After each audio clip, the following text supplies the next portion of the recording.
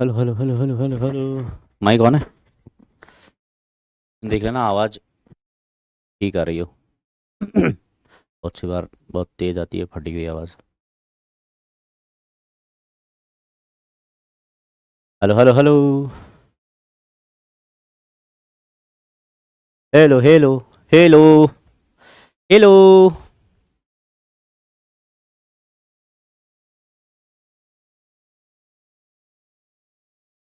Hello बच्चों, नमस्कार, सत श्री अकाल, आदाब। कैसे हैं आप सब? स्वागत है आप सभी का एक बार फिर से इनऑर्गेनिक केमिस्ट्री की क्लास में। अगर मेरी आवाज सभी को क्लियर आ रही है और वीडियो क्लियर नजर आ रहा है तो चैट को बनाओ जल्दी से K2CR2O7। अच्छा, कुछ बच्चे पता उसमें डाउट लिख रहे हैं कि सर ये K2CR27 या K2CR2O7 ये क्या होता है, ये बता दो हमें। हमारे सर डेली बोलते हैं ऐसा, हमें समझ ही नहीं आता है वो क्या बोल देते हैं। तुम्हें समझ में आएगा जल्दी ही, और जब तुम्हें समझ में आएगा तब तुम मुझे याद करोगे कि तुमको कितना काम का आदमी मिला है ना। तो जल्दी से चैट को बनाओ K2CR2O7 की तरह एकदम ऑरेंज रेड, कत्ते आग ही आग कर दो एकदम चैट में। फिर हम शुरू करते हैं। तो भाई लोग, कैसा गया तुम्हारा टेस्ट? टेस्ट अच्छा था। कई लोग बोल रहे थे कि सर फुल मार्क्स आ रहे हैं केमिस्ट्री में, फुल मार्क्स आ रहे हैं आईओसी में। बस आपसे यही उम्मीद है। बस तुम ही लोग मेरे को भरोसा है, तुम ही लोग मेरा नाम रोशन करोगे। देखो, बात यही है, मेरे बुढ़ापे का सहारा हो तुम लोग। बस ऐसे मेहनत करते रहो, ऐसे क्वेश्चन सॉल्व करते रहो। जिन्होंने भी वो प्रैक्टिस सेशन देखा था, क्वेश्चन के जो मैंने दिए थे, शायद से 3 दिए, एक एटॉमिक रेडियस वाला, एक आयनाइजेशन एनर्जी वाला और एक कंप्लीट, है ना। तो जिन्होंने भी वो देखा होगा उनसे क्वेश्चन आराम से बन गए होंगे, क्योंकि वैसे ही क्वेश्चन थे टेस्ट पेपर में भी, और आपको वैसे ही क्वेश्चन मिलेंगे नीट में भी। तो बस जो मैं क्वेश्चन सेशन देता जाऊंगा बेटा, उनको देखते जाना, ठीक है। कई बच्चों के मैंने डाउट्स देखे कि सर क्वेश्चन करने में अभी प्रॉब्लम आ रही है। एक स्टूडेंट लिख रहा था कि सर मुझे पता नहीं क्यों इनऑर्गेनिक का फर्स्ट चैप्टर जो है वो थोड़ा सा टफ लग रहा है। वो बेटा इसलिए लग रहा है क्योंकि आप क्वेश्चन प्रैक्टिस नहीं कर रहे हो।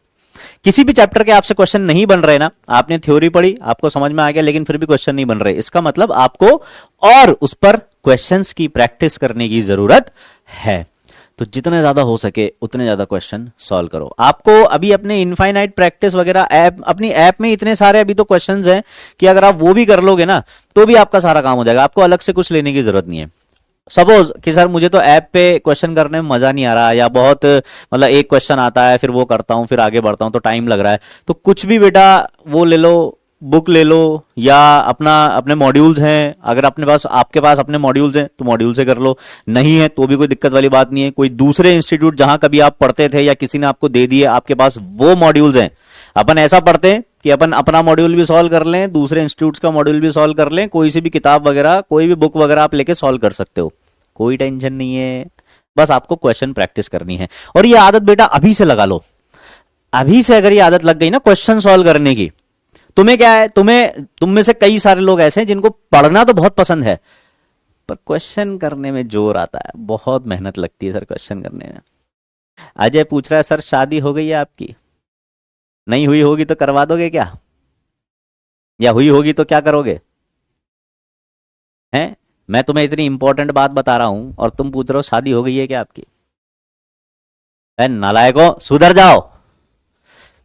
तो हमने, अच्छा एक और इम्पोर्टेंट डाउट मैंने देखा, उसमें एक स्टूडेंट का मैसेज आया था मेरे पास। अब वो इंस्टा पे आया था शायद, या फिर वहीं कम्युनिटी पे ही मैंने देखा था शायद, याद नहीं आ रहा। उसने ये बोला था कि सर आपने जो फॉर्मल, अपन ने लास्ट क्या पढ़ा था बेटा? फॉर्मल चार्ज पढ़ा था, और ऑक्टेट थ्योरी से अपन ने लुईस डॉट स्ट्रक्चर बनाना सीखा था। लुईस डॉट स्ट्रक्चर उतना ज्यादा काम का नहीं है, फॉर्मल चार्ज भी उतना ज्यादा काम का नहीं है, बट हाँ अपने को आना चाहिए, इतना काम का है ना। तो स्टूडेंट ने ये बोला कि सर आपने जो फॉर्मल चार्ज का फॉर्मूला लिखा है वो अलग है, बुक में अलग दे रखा है। अब हमें तो एग्जाम में बुक वाला ही लिखना पड़ेगा। अरे बेटा बुक वाला क्यों लिखना पड़ेगा? बुक वाला क्यों लिखना पड़ेगा? मैंने जो तुम्हें फॉर्मूला लिखाया है, देखो उसकी बात करते हैं अपन, चलो आओ।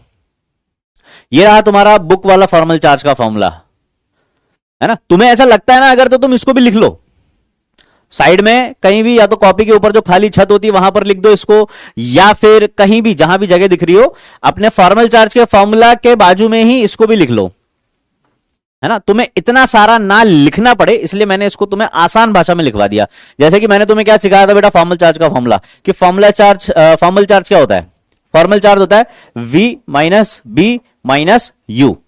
आसान है, इसको याद रखना आसान है। V क्या था, वैलेंस इलेक्ट्रॉन, एलिमेंटल स्टेट में कितने वैलेंस इलेक्ट्रॉन उस एलिमेंट के पास है जिसका भी अपन फॉर्मल चार्ज निकाल रहे हैं। B क्या था, नंबर ऑफ बॉन्ड्स, और U क्या है, अनशेयर्ड इलेक्ट्रॉन्स। क्या है, अनशेयर्ड इलेक्ट्रॉन्स। अब देखो ये फॉर्मूला यही तो है, वो क्या बोल रहा है ध्यान से समझना। फॉर्मल चार्ज होता है total number of valence electron in the free atom, है ना। फ्री एटम मतलब वही, फ्री एटम मतलब एलिमेंटल स्टेट में जो एटम है उसमें कितने वैलेंस इलेक्ट्रॉन है, मतलब ये हो गया अपना V। ठीक है, ये टर्म क्या दे रखी है, total number of non bonding lone pair of electrons, total number of non bonding, total number of non bonding electrons. Non bonding electrons मतलब जो बॉन्डिंग नहीं कर रहे हो, यानी कि जो अनशेयर्ड इलेक्ट्रॉन्स हो। तो ये क्या था अपना, अनशेयर्ड इलेक्ट्रॉन्स ही था, मतलब ये क्या था, U था। और ये क्या है, total number of bonding electrons bye 2, आगे हाफ लगा रखा है ना, half into total number of bonding electrons. Bonding electrons जो बॉन्डिंग में पार्टिसिपेट किए हुए हैं, यानी कि जो शेयर्ड इलेक्ट्रॉन्स है, बाय 2। अब जैसे Cl बॉन्ड है बेटा, ठीक है, आपको यहां पर बॉन्डिंग इलेक्ट्रॉन्स कितने नजर आ रहे हैं, जो शेयर हो रखे हैं, ये 2 इलेक्ट्रॉन शेयर हो रखे हैं। तो शेयर्ड इलेक्ट्रॉन्स आपसे पूछा जाए या बॉन्डिंग इलेक्ट्रॉन्स पूछा जाए तो आप क्या बोलोगे, बॉन्डिंग इलेक्ट्रॉन्स, और we can say shared electrons. ये कितने अपने यहां पे इस बॉन्ड में, 2, और इसका करना है हाफ, देखो आगे हाफ लगा रखा है, इसका हाफ कर दो तो क्या आ जाएगा, इसका हाफ, इसका हाफ करते क्या आ जाएगा, इसका हाफ करते क्या आएगा 1, इसका हाफ करोगे 2/2 क्या आ जाएगा 1। तो यहां पर कितने बॉन्ड्स नजर आ रहे हैं बेटा आपको, यहां पर बॉन्ड्स कितने नजर आ रहे हैं 1। तो number of bonding electrons bye 2 जो है ना, ये जो टर्म है ना, ये नंबर ऑफ बॉन्ड्स को रिप्रेजेंट कर रही है बेटा, किसको, नंबर ऑफ बॉन्ड्स को, जो कि अपन ने ये B की फॉर्म में लिखा हुआ है। फॉर्मूला आपका वही है, आपने फॉर्मूला वही लिखा है, आपने उसको आसान तरीके से लिखा है। एनसीईआरटी में आपको ऐसे बड़ा बड़ा लिख के दिया हुआ है। तो बात तो सही है कि आएगा तो पेपर एनसीईआरटी से ही, तो एनसीईआरटी पढ़ लो, पेपर में सिलेक्शन हो जाएगा। पर एनसीईआरटी पढ़ने में समस्या क्या है, आसान चीज को कॉम्प्लिकेटेड बना के दे रखा है। एनसीईआरटी अगर ऐसे आसान सा फॉर्मूला लिखकर दे देती तो मैं ऑब्वियसली इसी को चूज करता तुम्हें लिखवाने के लिए। पर अब वो क्या, ऐसे बड़ा बड़ा फॉर्मूला तुमको लिखाऊंगा, फिर तुम कहोगे अरे सर ये तो इतना बड़ा बड़ा लिखा दिया आपने, फॉर्मूला ही याद नहीं आ रहा है ना। इसलिए हम जो आपको पढ़ा रहे हैं वो एनसीईआरटी ही पढ़ा रहे हैं बेटा, लेकिन उसको आसान भाषा में आपको पढ़ा रहे हैं ताकि आपको समझ में आए, आपको याद रहे। ठीक है, और सुनो मेरी बात, एग्जाम में अगर तुम ये लिखकर आओगे और इसको एक्सप्लेन करके आओगे कि ये V क्या है, B क्या है और U क्या है, तुम्हारा आंसर गलत नहीं होगा, क्योंकि इससे भी फॉर्मल चार्ज वही निकल के आएगा जो इससे निकाल के दोगे, है तो दोनों सेम ही चीज है ना। तो इस गलत फहमी में मत रहना कि सर आपने ये फॉर्मूला लिखा दिया और मैं ये एग्जाम में लिखकर आ गया तो गलत हो गया। अगर तुम्हारे एग्जामिनर ने इसको गलत कर दिया तो वो एग्जामिनर गलत है बेटा, तुम गलत नहीं हो। ठीक है, क्योंकि फॉर्मूला तो सेम है। ठीक है, बात समझ में आ गई। पर मुझे सबसे अच्छी बात पता है क्या लगी, जिसने भी ये लिखा था, और भी कई ऐसे स्टूडेंट्स होंगे जिन्होंने देखा है, एटलीस्ट तुमने एनसीईआरटी उठा के चेक तो किया, ये मुझे बहुत अच्छी बात लगी। और ये एटीट्यूड आपका बहुत अच्छा है, ऐसा ही एटीट्यूड होना चाहिए, एक स्टूडेंट का एटीट्यूड ऐसा ही होता है।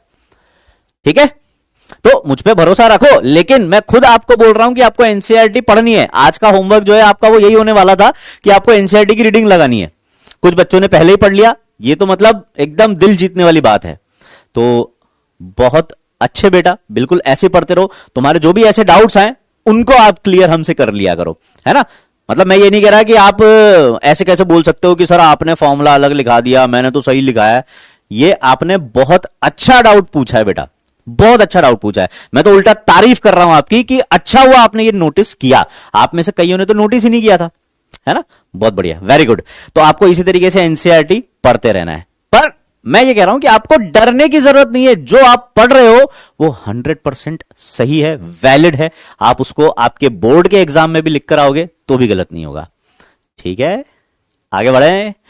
तो सबसे पहले तो ये बताएंगे नालायकों, कितने ऐसे लोग हैं जिन्होंने टेस्ट दिया है और कितने ऐसे लोग हैं जिन्होंने टेस्ट नहीं दिया है। चलो जल्दी से बता दो, कितने ऐसे नालायक हैं जिन्होंने टेस्ट नहीं दिया है और कितने ऐसे नालायक हैं जिन्होंने टेस्ट दिया है। ठीक है, तब तक अपन थोड़ा सा रिवाइज मार लेते हैं। पिछला अपन ने बेटा ऑक्टेट स्ट्रक्चर, ऑक्टेट थ्योरी के अकॉर्डिंग लुईस डॉट स्ट्रक्चर बनाना सीखा था, है ना।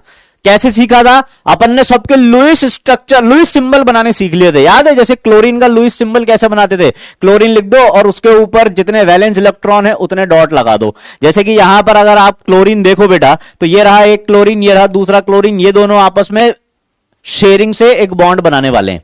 ठीक है, और जब ये शेयरिंग करेंगे तो शेयरिंग किस तरीके से करेंगे कि इनका ऑक्टेट कंप्लीट हो जाए, क्योंकि हमारी थ्योरी क्या कहती है कि ऑक्टेट कंप्लीट होना चाहिए। ठीक है, तो दो क्लोरीन जब आपस में जुड़ेंगे तो इसके पास 7 इलेक्ट्रॉन है। अब ये 8 कैसे कर सकता है, एक एक इलेक्ट्रॉन की शेयरिंग करके। जैसे कि क्लोरीन के पास 1 2 3 4 5 6 7 इलेक्ट्रॉन है, ये दूसरा क्लोरीन है बेटा, इसके पास भी कितने 7 इलेक्ट्रॉन्स हैं। तो इसको 8 करने, तो इसने क्या किया, एक इलेक्ट्रॉन इसने दिया और एक इलेक्ट्रॉन इसने दिया, दोनों ने एक एक इलेक्ट्रॉन दिया और इन दोनों इलेक्ट्रॉन्स को अब ये दोनों एटम्स शेयर कर रहे हैं, ये दोनों एटम शेयर कर रहे हैं। मतलब ये इलेक्ट्रॉन और ये इलेक्ट्रॉन, ये दो इलेक्ट्रॉन ये वाला एटम भी अपने पास रखता है और ये वाला एटम भी अपने पास रखता है। मतलब वही बात हो गई कि जैसे बात कुछ ऐसी है कि आप और मैं, अब दुनियादारी सीख ली अपन ने, है ना। मैं ऐसे एक दिन गुमसुम उदास सा बैठा हुआ था, आप आए मेरे पास, आपने बोला क्या हो गया सर जी आप उदास कैसे बैठे हो। तो मैंने कहा यार दिन इतनी जल्दी जल्दी चेंज हो रहे हैं, सिलेबस ऐसे, केमिस्ट्री के चैप्टर ऐसे उड़ाए जा रहे हैं धीरे धीरे, मुझे ऐसा लग रहा है कि मेरा तो फ्यूचर ही खतरे में। मैं पढ़ाऊंगा क्या, और मैं पढ़ाऊंगा नहीं तो मैं कमाऊंगा क्या, और मैं कमाऊंगा नहीं तो खाऊंगा क्या, और खाऊंगा नहीं तो फिर वो बात की बात है। तो बात कुछ ऐसी है, आपने मुझसे पूछा कि सर क्या किया जाए, तो बताओ कुछ उपाय करें इसका। मैंने कहा यार मेरे पास एक बहुत बढ़िया आइडिया है, बिजनेस आइडिया है, बिजनेस करेंगे, बिजनेस करेंगे और मैं अकेला नहीं कर सकता यार, तुम्हारी मदद चाहिए। तुमने कहा अरे लो सर जान हाजिर है, बताओ क्या करना है। मैंने कहा बिजनेस करेंगे और बिजनेस में अपन ऐसा करेंगे, अपन चाय बेचेंगे। ठीक है, मैं चाय बनाऊंगा, तुम जगह जगह जाके चाय देकर आना लोगों को। लेकिन बात यह है कि पैसा नहीं है अपने पास, मैं गरीब और आप भी गरीब, ठीक है, या दोनों के पास थोड़ा थोड़ा पैसा। बात कुछ ऐसी आ गई, ठीक है। तो अब फिर बात ऐसी आ गई, तो आपने कहा चलो सर ठीक है, आधा पैसा आप लगाओ आधा मैं लगाता हूं, बराबर बराबर मेहनत करेंगे, जो भी प्रॉफिट होगा आधा आधा बांट लेंगे। ठीक है, ठीक है। तो बात कुछ ऐसी रही कि आपने और मैंने मिलके चाय का बिजनेस चालू किया चाय के बिजनेस को आगे बढ़ाया हमने।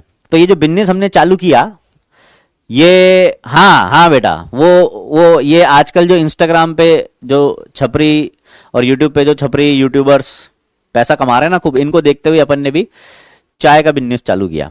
तो 50,000 आपने लगाए, मान लो 50,000 मैंने लगाए, दोनों ने मिलकर इन्वेस्टमेंट किया और चाय का धंधा किया, चाय बेचने वाले, और अब जो भी प्रॉफिट आ रहा है उसको अपन आधा आधा बांट लेंगे। तो बिल्कुल ऐसी कहानी होती है, एज इट इज यही कहानी होती है एक कोवेलेंट बॉन्ड की। जब एक कोवेलेंट बॉन्ड बनता है बेटा, कैसे बनता है, इस Cl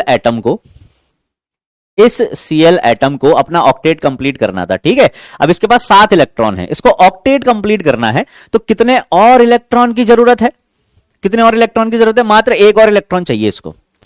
अब इसके पास दूसरा Cl एटम ही है, कोई अगर ऐसा एटम होता जो इसको कंप्लीटली इलेक्ट्रॉन दे देता, यानी कि मेरे पास अगर कोई ऐसा इंसान होता जो पैसा कंप्लीट खुद लगा देता और बाकी मेहनत मैं कर लेता, तो बात अलग थी। लेकिन अभी क्या हो रहा है, अगला भी Cl ही है, उसके पास भी तंगी है, उसके भी जीवन में समस्याएं चल रही है, तो बिजनेस उसको भी करना है, बिजनेस मेरे को भी करना है। तो अब क्या कर लिया, दोनों ने पार्टनरशिप कर ली है, शेयरिंग हो गई है, इक्वल शेयरिंग हो गई है। इक्वल शेयरिंग कितने इलेक्ट्रॉन्स की हुई है भाई, उसको भी एक इलेक्ट्रॉन चाहिए था ऑक्टेट कंप्लीट करने के लिए और इसको भी चाहिए था एक इलेक्ट्रॉन ऑक्टेट कंप्लीट करने के लिए। तो दोनों ने कहा यार ऐसा करते हैं, एक इलेक्ट्रॉन मैं देता हूं, एक इलेक्ट्रॉन तू दे, ये दोनों इलेक्ट्रॉन अपन दोनों यूज करेंगे, यानी कि 50,000 मैं दे रहा हूं, 50,000 आप दे रहे हैं, ये 1 लाख रुपए अपन दोनों मिलकर इन्वेस्ट करेंगे हमारे बिजनेस में और दोनों मिलकर चाय बेचेंगे। ठीक है साहब, ये हो गया बिजनेस चालू। तो हुआ क्या, हमारे बीच एक बॉन्डिंग हो गई, हमारे बीच एक बॉन्डिंग हो गई, एक बॉन्ड बन गया आपके और मेरे बीच में। तो अब हम दोनों मिलकर शेयरिंग में काम करेंगे अच्छे से। मैं खूब चाय बनाऊंगा, आप खूब चाय बेचेंगे, खूब पैसा कमाएंगे, अपन लोग करोड़पति बन जाएंगे एक दिन। ठीक है, बात समझ में आ गई? तो ऐसे बनता है कोवेलेंट बॉन्ड। ठीक है, तो देखो बात कुछ ऐसी है, केमिस्ट्री तो अपन सीख ही रहे हैं, केमिस्ट्री अगर नहीं भी सीखते हैं तो बिजनेस के गुर भी सीख रहे हैं अपन। ठीक है, तो कभी अपने इधर अगर नंबर नहीं लग पाया तो जो भी मेडिकल कॉलेज अपने को चाहिए था उसी के बाहर अपन चाय की टपरी भी खोल सकते हैं। ठीक है, कि चाहिए तो था एम्स दिल्ली, पर एम्स दिल्ली के गेट तक ही पहुंच पाए, इसलिए वहीं पर हमने चाय की टपरी लगा ली है। अब एम्स दिल्ली के सारे डॉक्टर अपनी टपरी पे चाय पीने आएंगे। ठीक है बात कुछ ऐसी है अरे चाय बेच बेच कर लोग पता नहीं कहां पहुंच गए बेटा, तुम बात कर रहे हो। तो मात्र 62% लोग हैं, मात्र 62% लोग हैं जिन्होंने टेस्ट दिया है, और 37 लगभग, मतलब बात कुछ ऐसी है कि 60% लोगों ने ही टेस्ट दिया है और बाकी के 40% लोगों ने टेस्ट नहीं दिया है। तो ये बात अच्छी नहीं है। तो ये जो चाय वाला आइडिया था बेटा, ये आप ही लोगों के लिए था, है ना, जो 40% जिन्होंने टेस्ट नहीं दिया है। ये अब मुझे तो सबका ध्यान रखना पड़ेगा ना, सबको कुछ ना कुछ सिखाना पड़ेगा। तो 60% लोग, तुम लोग कोवेलेंट बॉन्ड सीखो, और वो जो 40% है जिन्होंने टेस्ट नहीं दिया, तुम लोग बेटा चाय बनाना सीखो, अच्छी चाय बनाया करो। हाँ, आगे बहुत काम आएगा। ठीक है, पैसा दोनों में, पैसा तुम डॉक्टर बन के भी कमा लोगे और पैसा तो तुम चाय बेच के भी कमा लोगे। ठीक है, ठीक है, कोई दिक्कत नहीं है, पैसा दोनों में है। पर अगर डॉक्टर बनोगे ना थोड़ा सा माहौल अलग मिलेगा, और अगर चाय बेचने वाले बोलोगे तो थोड़ा सा माहौल अलग मिलेगा। अब तुम देख लो तुम्हें कौन सा माहौल चाहिए। ठीक है, बात समझ में आ रही है? हाँ ठीक है, आगे बढ़े, आ जाओ, बहुत अच्छे बेटा। हाँ, फिर ऐसे CO2 VO2 का भी देखा था अपन ने, जैसे कार्बन है, इसके पास बेटा 4 इलेक्ट्रॉन थे, इसको अपना ऑक्टेट कंप्लीट करने के लिए कितने इलेक्ट्रॉन की जरूरत थी? 4 इलेक्ट्रॉन्स की और जरूरत थी, 4 तो थे, तो इसने क्या कर लिया, अपने चारों इलेक्ट्रॉन्स की शेयरिंग कर ली। तो याद है ना, जब शेयरिंग हो जाती है तो एक का डबल हो जाता है। क्या हो जाता है? एक का डबल हो जाता है। तो कार्बन के पास 4 इलेक्ट्रॉन थे, उसने शेयरिंग कर दी, तो वो अब 8 इलेक्ट्रॉन, उसका ऑक्टेट कंप्लीट हो गया। सिमिलरली बेटा ऑक्सीजन के पास कितने इलेक्ट्रॉन थे? 6, 1 2 3 4 5 6, उसे 2 इलेक्ट्रॉन की और जरूरत थी, तो 2 इलेक्ट्रॉन्स की शेयरिंग होते उसके भी 8 कंप्लीट हो गए, और इस ऑक्सीजन के भी 8 कंप्लीट हो गए। इस तरीके से ऑक्टेट कंप्लीट हो रहे थे और कोवेलेंट बॉन्ड बन रहे थे, क्योंकि शेयरिंग हो रही है इलेक्ट्रॉन्स की। ठीक है, हाँ अनुराधा, बिल्कुल ये वही अनुराधा है जो एक का डबल करती है। ठीक है, अरे पर ये डेफिनेटली करती है, वो 21 दिन में करती थी, ये तुरंत कर देती है। ठीक है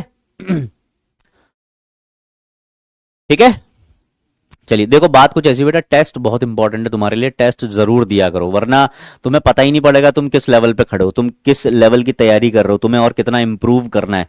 जब नहीं जान पाओगे तो बस तुम यही सोचकर खुश होते रहोगे कि अरे वाह आज तो मैंने एक क्वेश्चन कर दिया, ये बन गया मैं डॉक्टर, और फिर जैसे ही तुरंत अगला क्वेश्चन गलत हुआ, अरे यार मेरा तो कुछ नहीं हो सकता, मैं तो अब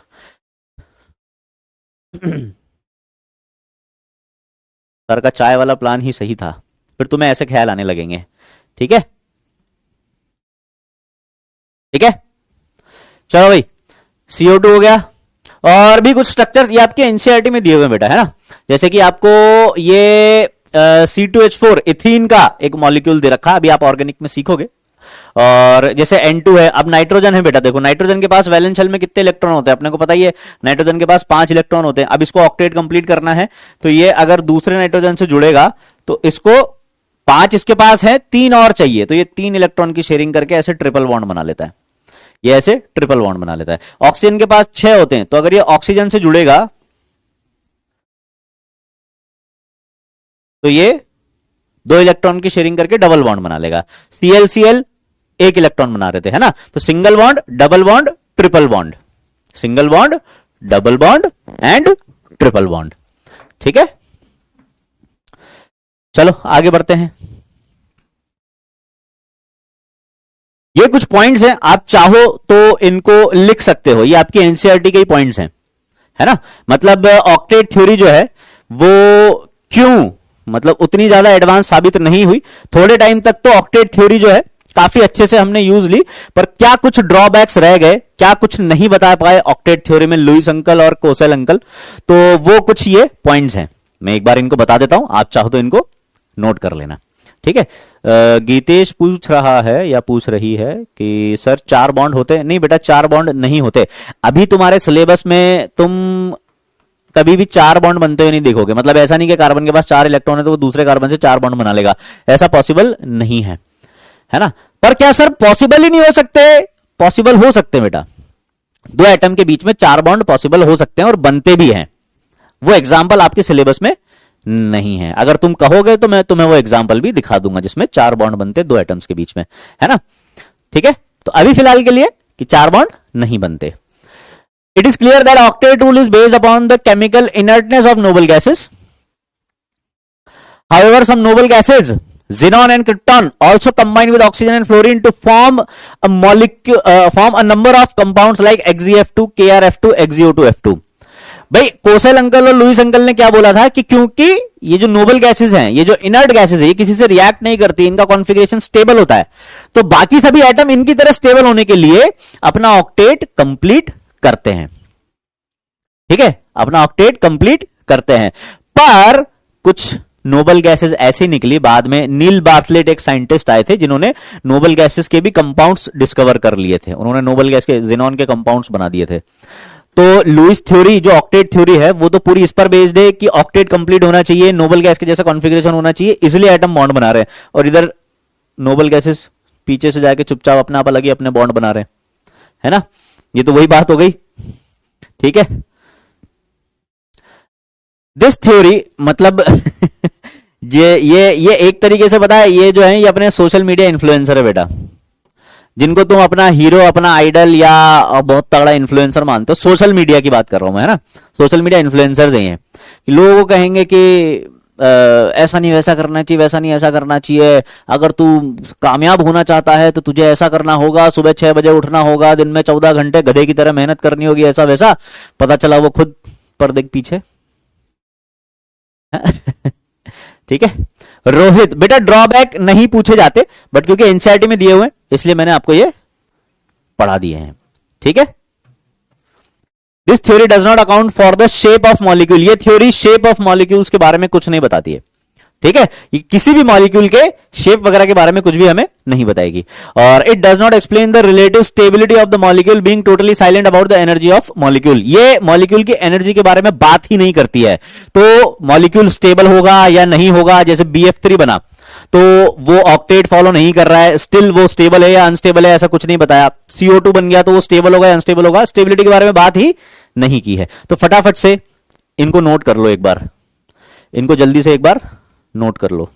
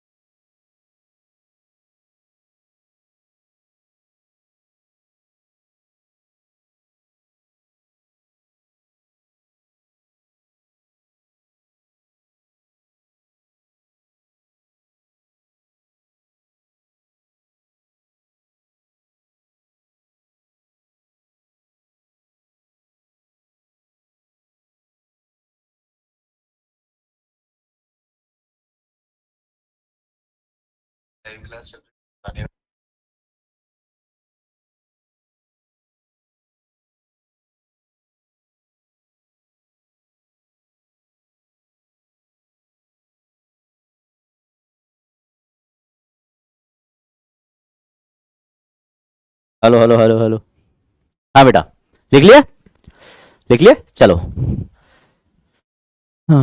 है ना, तो ये कुछ पॉइंट्स हैं। आप नहीं भी लिखते हो और सिर्फ वैसे ध्यान रख लेते हो तो भी कोई दिक्कत वाली बात नहीं है। ठीक है, नेक्स्ट अब एक जरूरी पॉइंट लिखेंगे। ये पॉइंट तुम्हारे बहुत काम का है और ये पॉइंट तुम्हें एनसीईआरटी में लिखा हुआ नहीं मिलेगा एज इट इज, तो इसलिए यहां पर आपको हमारी जरूरत लगेगी। ठीक है, वरना सबको पता है एनसीईआरटी से ही पेपर आएगा और एनसीईआरटी पढ़ के सिलेक्शन हो जाएगा, लेकिन हो रहा क्या सबका? नहीं हो रहा ना। इसलिए एनसीईआरटी पढ़ाने वाला ज्यादा इंपॉर्टेंट है बेटा, एनसीईआरटी से ज्यादा इंपॉर्टेंट एनसीईआरटी पढ़ाने वाला है। ठीक है, बात समझ में आ रही है? तो ज्यादा इन्फ्लुएंस मत हो जाना किसी के कहने पर कि अरे बेटा एनसीईआरटी पढ़ ले तू, तो कुछ करने की जरूरत नहीं है, है ना, ऐसा नहीं करना। लिखो सेकेंड पीरियड एलिमेंट्स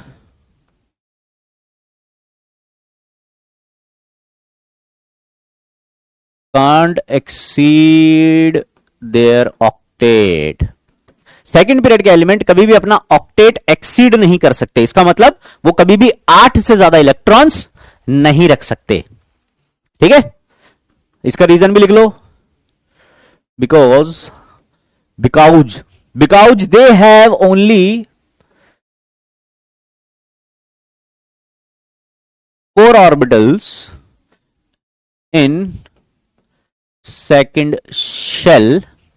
कौन कौन से बेटा? 2s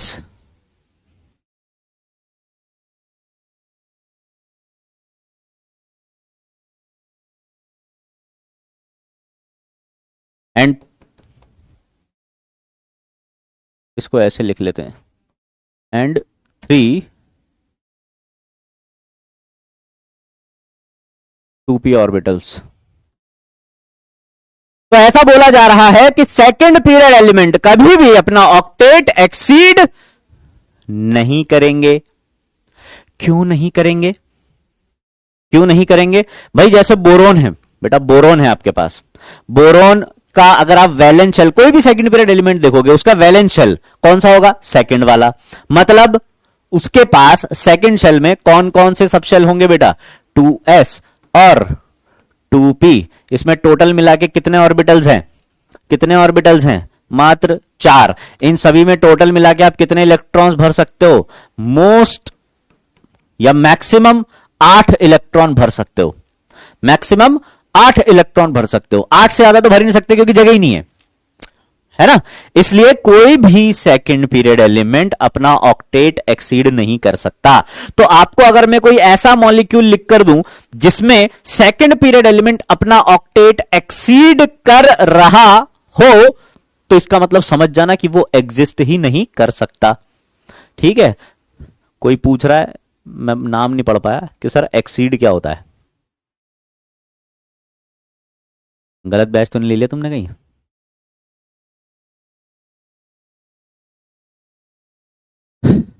बिल्कुल सही बेटा।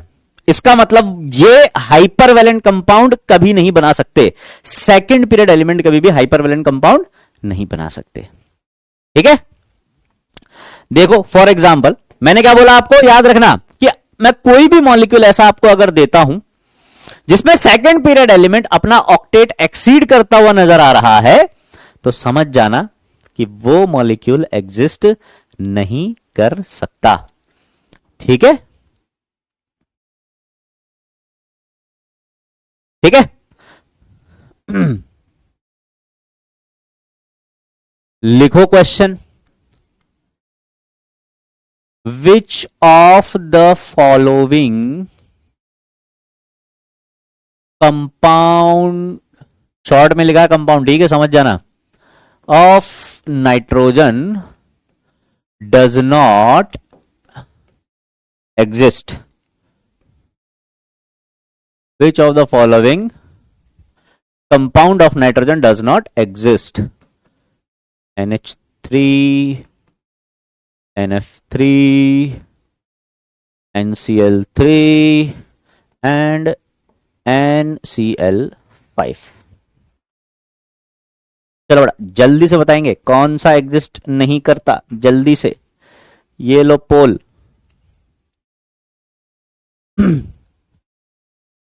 हे गाइस, जल्दी से बता दो एक्सीड क्या होता है?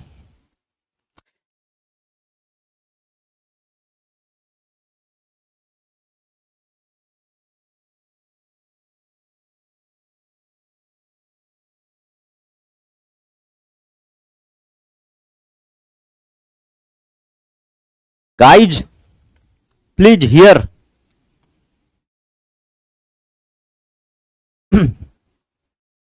कैसे पता लगाएंगे बेटा? देखो नाइट्रोजन के कंपाउंड दे रखे हैं, आपको ये मालूम है ना कि नाइट्रोजन के पास कितने वैलेंस इलेक्ट्रॉन होते हैं?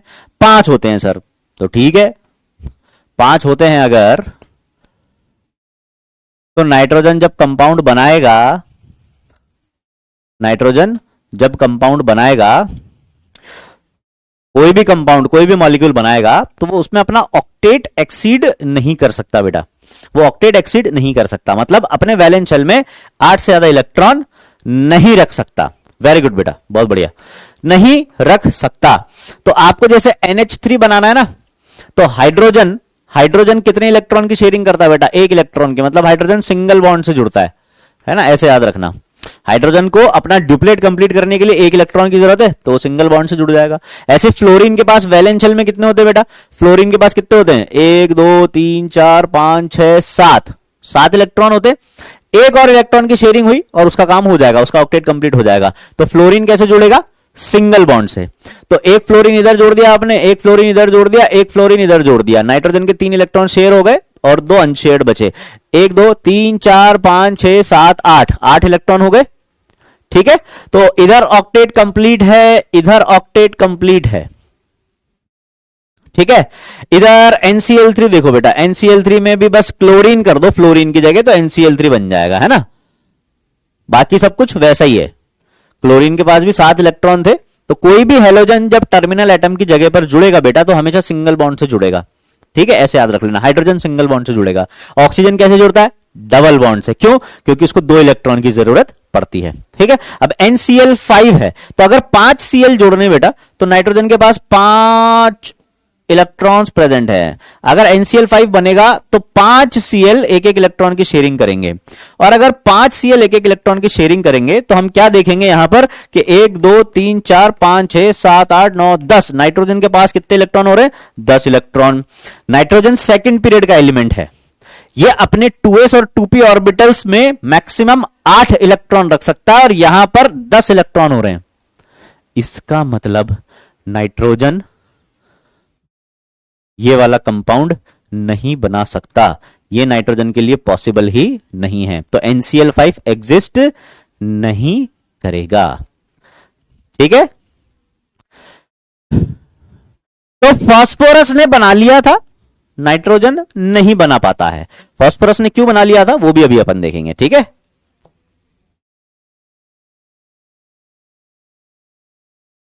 ठीक है, वो लिख लिया। ये नोट का पहला पॉइंट हो गया। अब नोट का दूसरा पॉइंट लिखो बेटा, नोट का दूसरा पॉइंट लिखो। All third period and below elements, all third period and below elements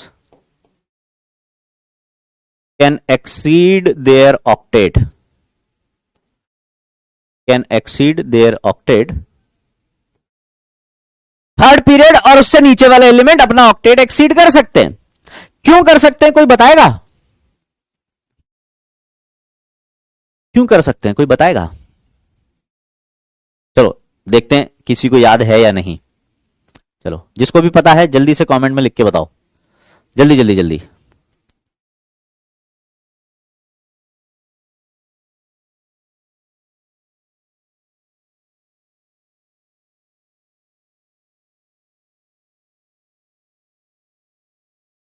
जल्दी लिखो ना रे। हाँ, आदित्य बिल्कुल सही जवाब बेटा, और रेणुका, मनी गुप्ता बहुत बढ़िया, उत्सव, निरंजन बहुत बढ़िया, बढ़िया बढ़िया बढ़िया, वेरी गुड। अब आने लगे ना जवाब, बहुत सही।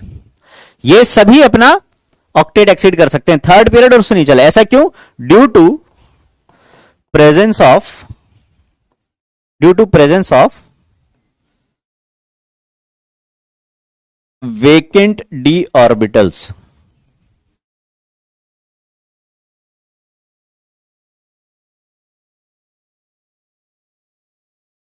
in their valence shell, due to presence of vacant d orbitals in their valence shell।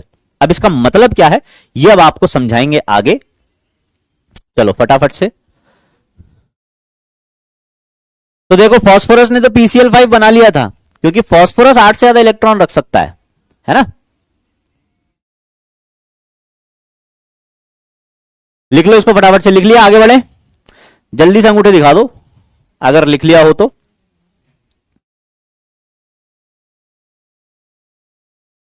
NCl5 हाइपरवेलेंट हुआ नहीं बेटा, NCl5 तो एग्जिस्ट ही नहीं करेगा। हाइपरवैलेंट तो तब बोलेंगे ना जब मॉलिक्यूल बनेगा, वो तो बन ही नहीं पाएगा, है ना। जैसे कि मैं अगर तुम्हें बोल दूं कि नहीं छोड़ो, मैं कुछ भी नहीं बोलूंगा तुम्हें, अपन आगे बढ़ेंगे। ये लिख लिया, चलो आगे बढ़ेंगे, बात करेंगे बेटा टाइप्स ऑफ बॉन्ड्स की, है ना। टाइप्स ऑफ बॉन्ड्स के बारे में तुम्हें बता देता हूं मैं, बॉन्ड्स कितने प्रकार के होते हैं। देखो एक जो केमिकल बॉन्ड होता है ना, एक जो केमिकल बॉन्ड होता है, यही बता देता हूं चलो। एक केमिकल बॉन्ड जो होता है, इसको हमने मेनली उसकी बॉन्ड एनर्जी के बेस पे कैसे डिवाइड किया हुआ है। एक केमिकल बॉन्ड को उसकी बॉन्ड एनर्जी के बेस पे हमने कैसे डिवाइड किया हुआ है ना। बॉन्ड्स के क्या क्लासिफिकेशन है, हम उनकी बात करेंगे, ठीक है।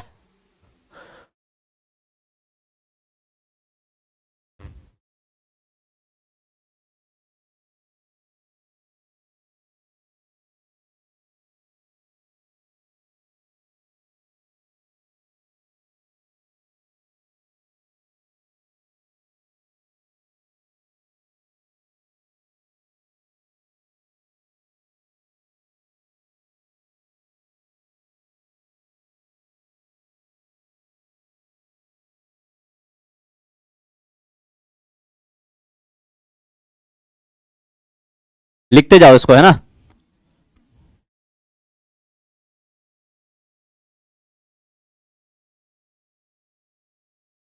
लिखते जाओ।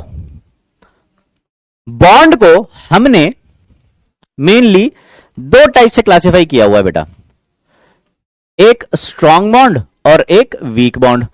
अब किस बॉन्ड को बोलेंगे कि ये स्ट्रॉन्ग बॉन्ड है और किस बॉन्ड को बोलेंगे कि ये वीक बॉन्ड है। तो ऐसा बॉन्ड जिसकी bond energy more than 42 kilo joule per mole है, जिसकी bond energy more than 42 kilo joule per mole है, उसे तो हम बोलेंगे क्या, स्ट्रॉन्ग बॉन्ड। और ऐसा बॉन्ड जिसकी bond energy less than 42 kilo joule per mole है, वो एक वीक बॉन्ड की कैटेगरी में आता है, ठीक है।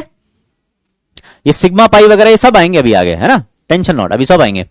तुम ये लिखते जाओ पहले फटाफट से, ठीक है।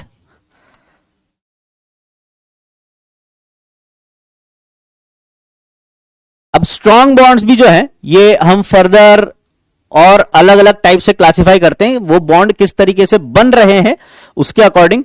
जैसे कि हमें पता है कि स्ट्रॉन्ग बॉन्ड एक होता है कोवेलेंट बॉन्ड, एक होता है आयनिक बॉन्ड, है ना। कोवेलेंट के अंदर ही आ जाता है कोऑर्डिनेट बॉन्ड। कोऑर्डिनेट बॉन्ड जो होता है वो कोवेलेंट का ही एक टाइप होता है, तो कोवेलेंट और कोऑर्डिनेट सब इसमें आ जाते हैं। आयनिक एक होता है बेटा मेटालिक बॉन्ड, एक होता है मेटालिक बॉन्ड। तो ये जनरली हमारे स्ट्रॉन्ग बॉन्ड्स की कैटेगरी में आते हैं, ये जनरली स्ट्रॉन्ग बॉन्ड्स की कैटेगरी में आते हैं। इसको लिख लो फटाफट से। और जो वीक बॉन्ड्स होते हैं बेटा, वीक बॉन्ड्स जो होते हैं ये दो टाइप के होते हैं, एक होते हैं वैंडरवॉल बॉन्ड्स और एक होते हैं हाइड्रोजन बॉन्ड्स। ये बॉन्ड्स का क्लासिफिकेशन है। वैसे तो अपन सारे टाइप के बॉन्ड्स पढ़ने वाले एक एक करके।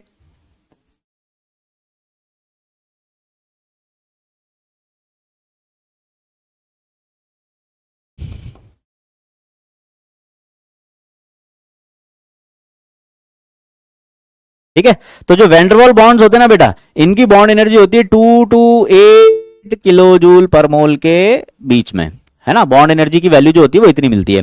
और ऐसी जो हाइड्रोजन बॉन्ड्स होते हैं इनकी 8 से लेके 42 किलो जूल पर मोल के बीच की एनर्जी हमें देखने को मिलती है, ठीक है। इस चार्ट को बना लो जल्दी से, ठीक है। ये अपने टाइप्स ऑफ बॉन्ड का चार्ट है। अब इसमें से अपने को सारे बॉन्ड पढ़ने, ये मेटालिक छोड़ के हम कोवेलेंट बॉन्ड भी पढ़ेंगे, आयनिक भी पढ़ेंगे, वैंडरवॉल भी पढ़ेंगे और हाइड्रोजन बॉन्ड भी पढ़ेंगे। ये चारों बॉन्ड्स हम इस चैप्टर में पढ़ने वाले हैं। शुरुआत करेंगे हम कोवेलेंट बॉन्ड से, ठीक है। कोवेलेंट बॉन्ड से शुरुआत करेंगे, चलो।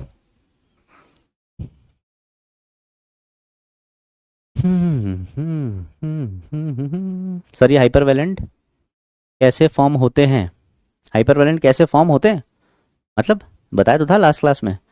अगर 8 से ज्यादा इलेक्ट्रॉन हो गए सेंट्रल एटम के पास तो वो हाइपरवैलेंट कहलाएंगे। ठीक है,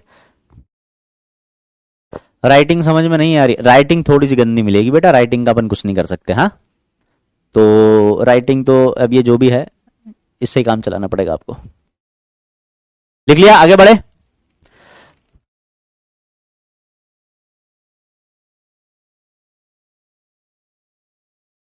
ठीक है, तो स्ट्रॉन्ग बॉन्ड की कैटेगरी में कौन से बॉन्ड आ गए बेटा, जिनकी bond energy 42 kilo joule per मोल से ज्यादा है, यानी कि covalent bond, ionic bond, metallic bond, ये सभी बॉन्ड जो होते हैं ये इस तरीके के बॉन्ड है जिनमें बॉन्ड एनर्जी जो रिलीज हो रही है वो इससे तो ज्यादा ही रिलीज हो रही है। फिर इससे कम एनर्जी वाले जो बॉन्ड होते हैं वो होते हैं वेंडरवॉल बॉन्ड्स और हाइड्रोजन बॉन्ड, ये दोनों वीक बॉन्ड्स की कैटेगरी में आते हैं। पर इस कैटेगरी में, वीक वाली कैटेगरी में भी ज्यादा वीक होते हैं वेंडरवॉल और उनसे कंपैरेटिवली स्ट्रांग होते हैं हाइड्रोजन बॉन्ड। ठीक है, ठीक है, चलिए आगे बढ़ते, आगे बढ़ते। ये उतना काम का नहीं है, इसको छोड़ो। अगला जो टॉपिक है वो अपने काम का है। अगला टॉपिक क्या है अपने काम का, वो है valence bond theory. Valence bond theory,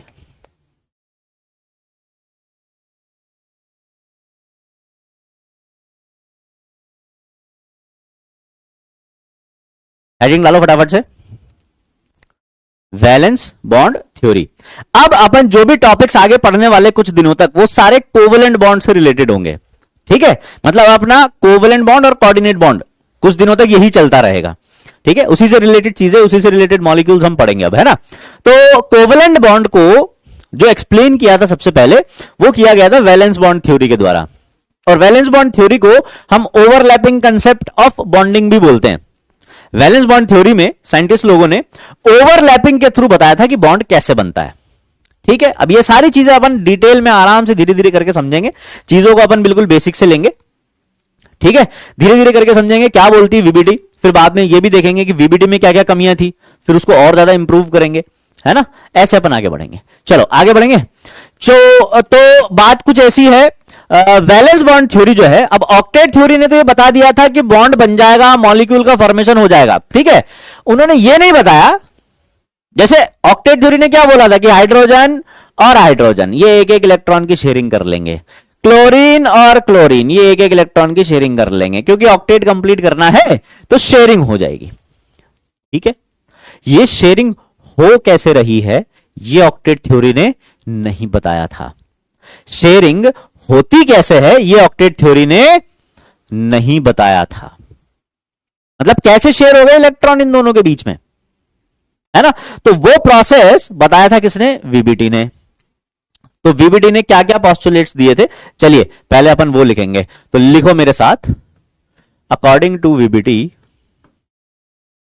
according to VBT यानी कि according to valence bond theory, a covalent bond is formed. लिखते जाना बेटा साथ साथ, है ना।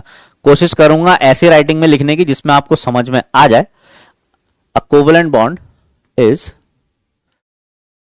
Formed when two half-filled atomic orbitals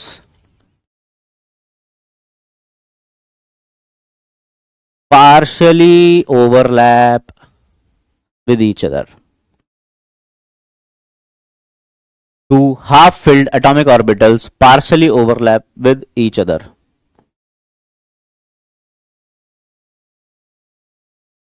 क्या बोल रही है बेटा वीबीटी? वीबीटी ये बोल रही है कि भैया एक कोवेलेंट बॉन्ड जो बनेगा ना, वो ऐसे ही नहीं कि आपने बोल दिया कि हाँ एक एक इलेक्ट्रॉन की शेयरिंग हो जाएगी और बॉन्ड बन जाएगा। नहीं, वो बॉन्ड बनेगा कैसे? वो ऐसे बनेगा कि भाई जो भी दो एटम्स हैं जो बॉन्ड बनाना चाह रहे हैं आपस में, उनके half filled atomic orbitals partially overlap करेंगे। सर ये थोड़ा सा है ना, थोड़ा इंग्लिश वाला ज्यादा हो गया, थोड़ा आसान भाषा में समझाओ। आ जाओ आसान भाषा में समझते हैं। क्या बोला इन्होंने, क्या बोला इन्होंने, कहां गया, ये रहा, half filled atomic orbitals partially overlap with each other. ये लाइन का मतलब समझते हैं, आ जाओ। तो बात कुछ ऐसी है बेटा, बात कैसी है, बात ऐसी है कि ये हाइड्रोजन एक एटम, ये हाइड्रोजन एक एटम, हम क्या बोल रहे हैं कि एक इलेक्ट्रॉन इसके पास है, एक इलेक्ट्रॉन इसके पास है, ये दोनों एक एक इलेक्ट्रॉन की शेयरिंग कर लेते हैं, ये दोनों एक एक इलेक्ट्रॉन की शेयरिंग कर लेते हैं और कोवेलेंट बॉन्ड बना लेते हैं। ये क्या हो गया यहां पर, ये हो गई इनकी शेयरिंग ऑफ इलेक्ट्रॉन, है ना। तो ये शेयरिंग होती कैसे है, तो वीबीटी बोल रही है कि इस हाइड्रोजन का एक हाफ फिल्ड एटॉमिक ऑर्बिटल और इस हाइड्रोजन का एक हाफ फिल्ड एटॉमिक ऑर्बिटल, दोनों के half filled atomic orbitals overlap कर रहे हैं। ओवरलैप कर रहे हैं मतलब जैसे कि ये हाइड्रोजन है बेटा, है ना, इसके पास कौन सा ऑर्बिटल है, ये बॉन्डिंग के लिए कौन सा ऑर्बिटल यूज में लेगा, इस गरीब के पास ऑर्बिटल ही एक है, कौन सा बेटा, 1s, कौन सा 1s ऑर्बिटल है इन हाइड्रोजन के पास। तो ये जो ऑर्बिटल है ना, ये हाइड्रोजन का लेट सपोज ये 1s ऑर्बिटल है और ये इस हाइड्रोजन का ये 1s ऑर्बिटल है। अच्छा मुझे एक बात बताओ बेटा, एक ऑर्बिटल में मैक्सिमम कितने इलेक्ट्रॉन आ सकते हैं, एक ऑर्बिटल में मैक्सिमम कितने इलेक्ट्रॉन आ सकते हैं, जैसे 1s ऑर्बिटल है इसका, इसमें मैक्सिमम कितने इलेक्ट्रॉन आ सकते हैं, आप कहोगे कि सर 2 इलेक्ट्रॉन आ सकते हैं, है ना, कितने इलेक्ट्रॉन आ सकते हैं, 2। तो क्या मैं ऐसा बोलूं अभी कि ये जो 1s ऑर्बिटल है ये फुल्ली फिल्ड ऑर्बिटल है, क्योंकि इसमें 2 ही आ सकते हैं और 2 मैंने भर दिए, ठीक है। तो इस 1s ऑर्बिटल को मैं क्या बोलूंगा कि ये फुल्ली फिल्ड ऑर्बिटल है। अच्छा अगर मैं इसमें एक ही इलेक्ट्रॉन रखूं तो ये क्या कहलाएगा, तो ये क्या कहलाएगा, अब मैं इसको क्या बोलूंगा, ये है फुल्ली फिल्ड ऑर्बिटल और ये कैसा हो जाएगा, हाफ फिल्ड ऑर्बिटल। तो हाफ फिल्ड एटॉमिक ऑर्बिटल का मतलब क्या है, एटॉमिक ऑर्बिटल ये होते हैं अपने सारे 1s 2s 2p 3s 3p 3d 4s 5f, ये सारे क्या है, ये एटॉमिक ऑर्बिटल्स है, एक एटम के जो ऑर्बिटल्स होते हैं ना उनकी बात हो रही है। तो एक एटम का एक ऑर्बिटल हाफ फिल्ड है, इसका मतलब क्या है कि उसमें एक इलेक्ट्रॉन प्रेजेंट है। अब वापस से देखो क्या बोल रही है बेटी कि half filled atomic orbitals partially overlap करेंगे, तो अब तुम्हें यह पता है कि हाफ फिल्ड एटॉमिक ऑर्बिटल्स क्या होते हैं। तो इस हाइड्रोजन का ये हाफ फिल्ड एटॉमिक ऑर्बिटल, इस हाइड्रोजन का ये हाफ फिल्ड एटॉमिक ऑर्बिटल, ये भी हाफ फिल्ड रहेगा, ये भी हाफ फिल्ड रहेगा, ये दोनों ऑर्बिटल पार्शियली ओवरलैप करेंगे, ये दोनों ऑर्बिटल्स पार्शियली ओवरलैप करेंगे, ये ऐसे पार्शियली ओवरलैप कर जाते हैं, मतलब ये कंबाइन हो जाते हैं। ओवरलैप हो जाना मतलब थोड़ा सा कंबाइन हो जाना, कैसे होते हैं कंबाइन वो भी अभी अपन आगे देखेंगे। तो ये इस तरीके से कंबाइन हो गए बेटा, और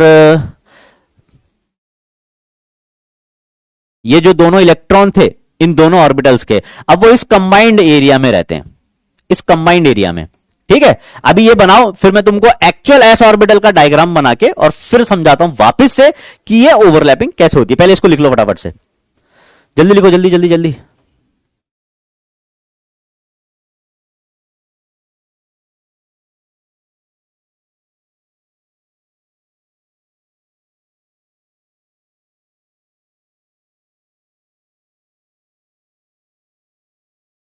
लिख लिया, आगे बढ़े, चलिए आगे बढ़ते हैं।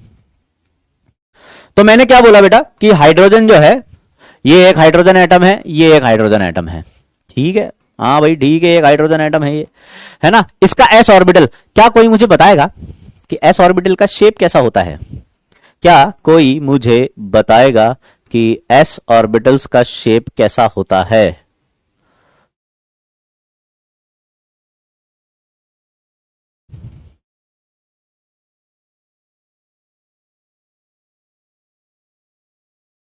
क्या कोई मुझे बताएगा कि एस ऑर्बिटल का शेप कैसा होता है, कहां गया भैया, ये अपना एस ऑर्बिटल है, नजर आ रहा है, ये अपना एस ऑर्बिटल है। एक्चुअली में ऑर्बिटल बेटा ऐसा दिखता है, ये सभी जो डॉट्स आपको नजर आ रहे हैं ना, ये जो सभी डॉट्स आपको नजर आ रहे हैं ये क्या है, ये पोजीशन है बेटा इलेक्ट्रॉन की, है ना।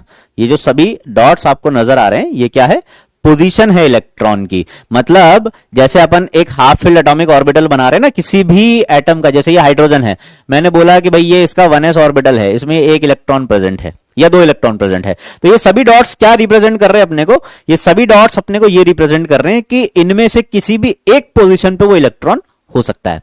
तो एस का शेप कैसा है बेटा, स्फेरिकल है, एस का शेप कैसा है, स्फेरिकल है, नजर आ रहा है ना, ये स्फेरिकल शेप है, ठीक है। ये लो सेंड कर दिया तुमको भी, अब तुम लोग खेलते रहना। तो मैं एक काम करता हूं, मैं एस का शेप ऐसा बना लेता हूं, स्फेरिकल, ठीक है। मजा नहीं आया, पूरा स्फेयर चाहिए, ठीक है यार, ये लो पूरा स्फेयर ले लो। एक तो तुम्हें भी पूरी फीलिंग चाहिए मतलब है। ये लो बेटा, ये बन गया अपना एक एस ऑर्बिटल। ये अपना एक 1s ऑर्बिटल है और इसमें एक इलेक्ट्रॉन प्रेजेंट है, एक इलेक्ट्रॉन प्रेजेंट है, ठीक है। ऐसे ही ये जो दूसरा हाइड्रोजन एटम है अपना, दूसरा हाइड्रोजन एटम है अपना, इसके पास भी 1s ऑर्बिटल है और इसके पास भी एक इलेक्ट्रॉन प्रेजेंट होगा, इसके पास भी एक इलेक्ट्रॉन प्रेजेंट होगा। तो अगर दो हाइड्रोजन एक एक इलेक्ट्रॉन की शेयरिंग कर रहे हैं, इसका मतलब ये अपने हाफ फिल एटॉमिक ऑर्बिटल्स की ओवरलैपिंग करवा रहे हैं। ओवरलैपिंग ये कैसे करते हैं कि ये ऑर्बिटल जाता है ऐसे और ऐसे कंबाइन हो जाता है इस ऑर्बिटल के साथ, इस तरीके से कंबाइन हो जाता है। इस तरीके से कंबाइन हो जाएगा तो ये जो इलेक्ट्रॉन है ना, इसका कंबाइन होने के बाद वो इस कंबाइंड एरिया में रहेगा और इसका इलेक्ट्रॉन भी ऐसे इस कंबाइंड एरिया में रहेगा। तो जब ये दोनों हाइड्रोजन एक एक इलेक्ट्रॉन की शेयरिंग कर लेंगे, जब ये दोनों हाइड्रोजन एक एक इलेक्ट्रॉन की शेयरिंग कर लेंगे, इसका मतलब इनके ऑर्बिटल्स जो है वो इस तरीके से कंबाइन हो जाएंगे। और जो ये एक एक इलेक्ट्रॉन इन्होंने दिए थे ना, अब ये दोनों इलेक्ट्रॉन अपने को कहां पर मिलेंगे, इस कॉमन एरिया में।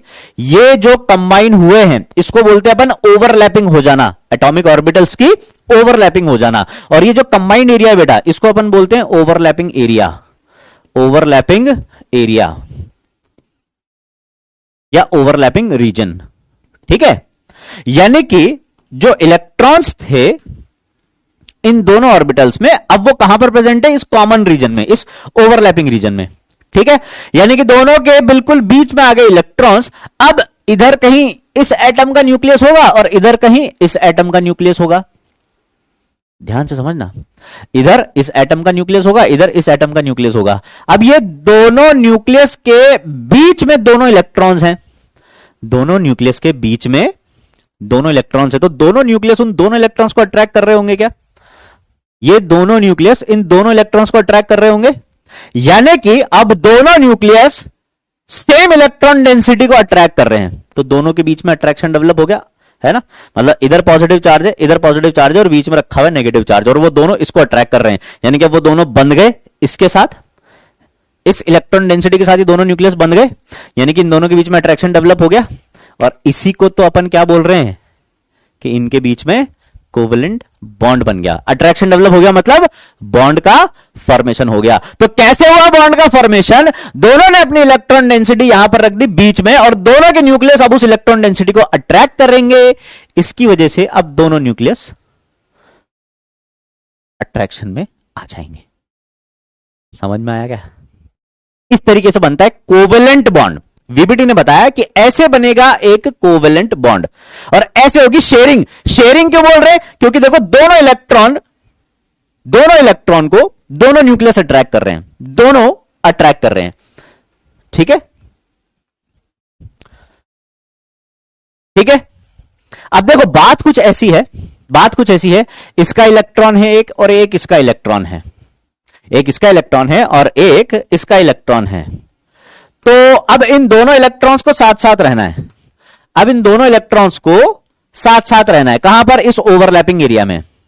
इस ओवरलैपिंग एरिया में अगर दोनों को साथ साथ रहना है तो एक कंडीशन पे ही ये दोनों साथ रह सकते हैं, एक कंडीशन पर ही ये दोनों साथ रह सकते हैं। और वो कंडीशन क्या है बेटा, जब इन दोनों का स्पिन कैसा हो, इन दोनों का स्पिन कैसा हो, ऑपोजिट हो, कैसा हो, ऑपोजिट हो। क्योंकि जब ओवरलैपिंग होगी तो ये दोनों के इलेक्ट्रॉन्स इस ओवरलैपिंग एरिया में एक साथ रहने वाले हैं, और अगर इन दोनों का स्पिन सेम हुआ तो दो इलेक्ट्रॉन कभी भी साथ में तभी रह सकते हैं जब उनका स्पिन कैसा हो, ऑपोजिट। तभी तो अपन एक ऑर्बिटल में जब इलेक्ट्रॉन्स फिल करते हैं तो हमेशा उनकी स्पिन कैसी बनाते हैं अपन, ऑपोजिट बनाते हैं। तो हमें मतलब ये बाय डिफॉल्ट मान लिया जाता है कि दो ऑर्बिटल्स अगर ओवरलैपिंग कर रहे हैं ना, तो इसका मतलब उनमें electrons by default opposite spin वाले हैं, ठीक है। तो इसको अपन नोट लगाकर लिखेंगे, इसको हम नोट लगाकर लिखेंगे।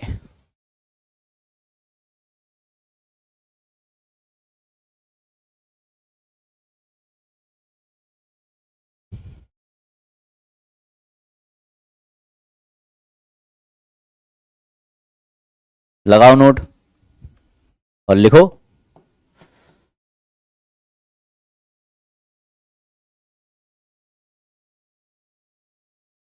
लगाओ नोट, और लिखो, क्या लिखोगे?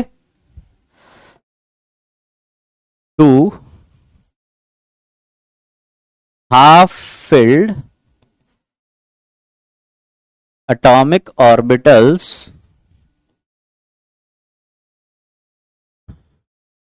can overlap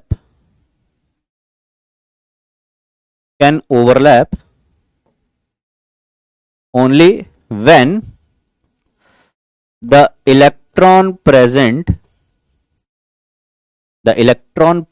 in them have opposite spin.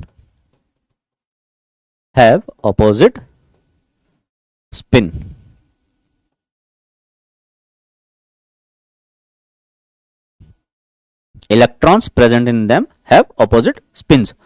ठीक है, तो अब बस ये याद रखना कि जब भी दो half filled atomic orbitals with opposite spin overlap करेंगे तो एक कोवेलेंट बॉन्ड का फॉर्मेशन होगा।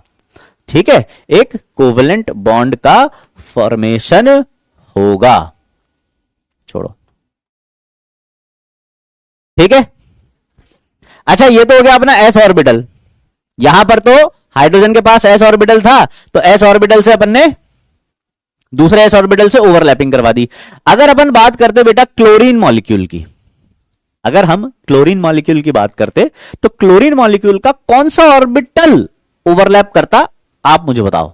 चलो कोशिश करो पता लगाने की। हाँ हाँ, लिखो लिखो लिखो, इसको लिखो, जल्दी लिखो।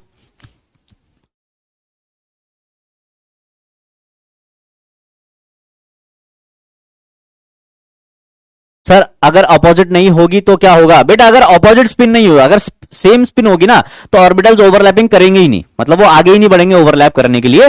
इसीलिए जब भी आप वीवीडी अप्लाई कर रहे हो ना तो ये बाय डिफॉल्ट है कि हाँ उसमें अगर क्लॉकवाइज स्पिन है तो इसमें एंटी क्लॉकवाइज ही रहेगी।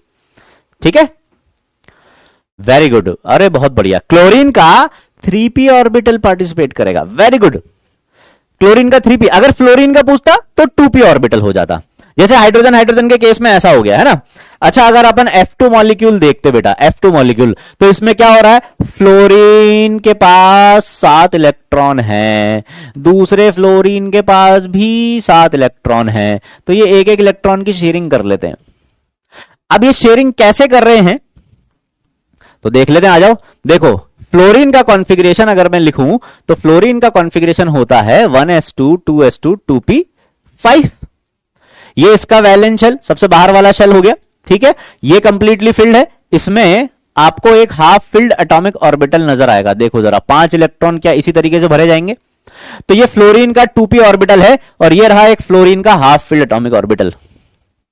जब ये दूसरे फ्लोरीन से ओवरलैप करने जाएगा तो उस फ्लोरीन का भी एक half filled atomic orbital present होगा।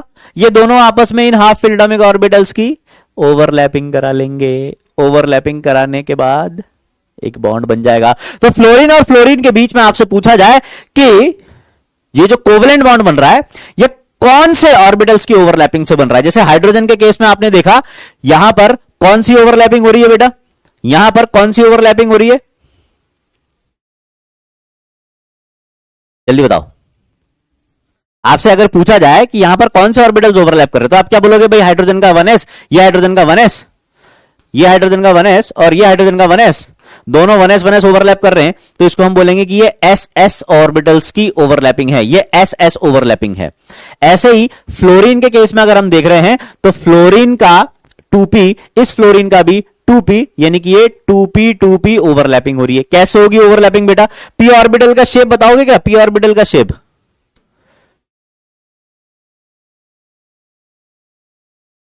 p ऑर्बिटल का शेप बताओगे? p ऑर्बिटल का शेप है क्या इसमें? ये तो s है, ये रहा p, ये रहा ये रहा ये रहा ये रहा ये रहा, है ना?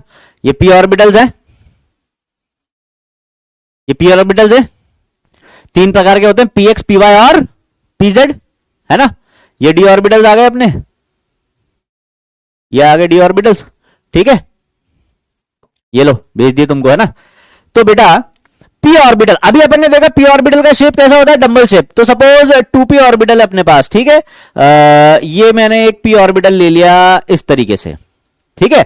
दो फ्लोरीन एक एक इलेक्ट्रॉन की शेयरिंग करने जा रहे हैं, तो ये रहा एक फ्लोरीन, और ये कौन सा ऑर्बिटल है बेटा, इसका 2p ऑर्बिटल है, ये इसका 2p ऑर्बिटल है, ठीक है। इसको साइड करते हैं अभी थोड़ी देर के लिए। ये एक फ्लोरीन एटम है, ये दूसरा ये एक फ्लोरीन एटम है, ये दूसरा फ्लोरीन एटम है, ठीक है। अब इनको आपस में जुड़ना है, बॉन्ड बनाना है, तो ये क्या कर रहे हैं, एक एक इलेक्ट्रॉन की शेयरिंग करके एक कोवलेंट बॉन्ड बना रहे हैं। तो वीबीटी क्या बोलती है बेटा, वीबीटी क्या बोलती है कि कोवलेंट बॉन्ड बनेगा, लेकिन कैसे बनेगा, जब दो half filled atomic orbitals combine होंगे। तो साहब ये रहा एक half filled atomic orbital fluorine के पास, है ना। तो सपोज ये 2p ऑर्बिटल मैंने ऐसे बना लिया, यहां पर एक हाफ फिल्ड एटॉमिक ऑर्बिटल है इस तरीके से, ठीक है। ये हाफ फिल्ड एटॉमिक ऑर्बिटल इस तरीके से है। ऐसे ये दूसरा वाला फ्लोरीन है, इसके पास भी एक 2p ऑर्बिटल होगा जिसमें एक हाफ फिल्ड एटॉमिक ऑर्बिटल होगा, यानी कि ऐसा ऑर्बिटल जिसमें एक इलेक्ट्रॉन प्रेजेंट है। तो ये रहा वो एक हाफ फिल्ड एटॉमिक ऑर्बिटल। अब इसमें जो इलेक्ट्रॉन है इसकी स्पिन इससे अपोजिट रहेगी बाय डिफॉल्ट, तभी ये ओवरलैप करेंगे। अगर मैं इसको यहां पर ऐसा बना दूंगा तो फिर मैं इनकी ओवरलैपिंग नहीं करवा सकता, तो मुझे बाय डिफॉल्ट कैसा बनाना पड़ेगा बेटा, ये ऐसा ही ऑपोजिट स्पिन का ही बनाना पड़ेगा। तो अब ये ऑर्बिटल, ये p ऑर्बिटल उस p ऑर्बिटल के पास जाएगा और इस तरीके से ओवरलैप कर जाएगा, ये इस तरीके से ओवरलैप कर जाएगा, ठीक है। ये लो साहब, तो फ्लोरीन फ्लोरीन आपस में अपने 2p ऑर्बिटल्स की ओवरलैपिंग करवा के एक कोवलेंट बॉन्ड बना चुके हैं। तो देखो बेटा यहां पर क्या हो रहा है, ये रहा इसका न्यूक्लियस, ये रहा इसका न्यूक्लियस, दोनों का न्यूक्लियस इस कॉमन इलेक्ट्रॉन डेंसिटी को, इस ओवरलैपिंग रीजन में प्रेजेंट इस इलेक्ट्रॉन डेंसिटी को अट्रैक्ट कर रहे हैं। इससे इन दोनों में अट्रैक्शन डेवलप हो जाएगा, और ये जो अट्रैक्शन डेवलप हुआ है यही एक कोवलेंट बॉन्ड है। बात समझ में आ रही है क्या, बात समझ में आ रही है क्या। ये फ्लोरीन दोनों के p ऑर्बिटल्स जाके ओवरलैप हो गए, इसको बोलते हैं अपन ओवरलैप करना, ऐसे ऑर्बिटल्स एक दूसरे पे ओवरलैप कर जाते हैं, ठीक है। बात समझ में आ रही है, ठीक है। तो फ्लोरीन, ये जो फ्लोरीन F2 मॉलिक्यूल है, इसमें जो बॉन्ड बना है बेटा, ये कौन से ऑर्बिटल्स की ओवरलैपिंग से बना है, कौन से ऑर्बिटल्स की ओवरलैपिंग से बना है, जल्दी बताएंगे, कौन से ऑर्बिटल्स की ओवरलैपिंग से बना है।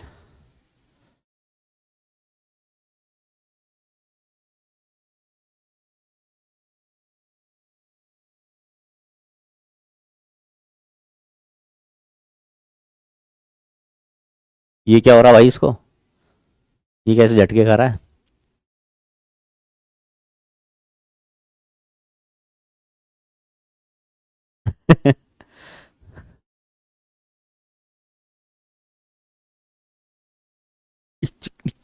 ओ अब सही हो गया, मैं तो फुल वाइब में आ गया था। ये एकदम डिस्को वाली लाइट लगा देते हैं यहाँ पे, बिल्कुल माहौल बना देते हैं, है ना। अरे फिर हाँ, ये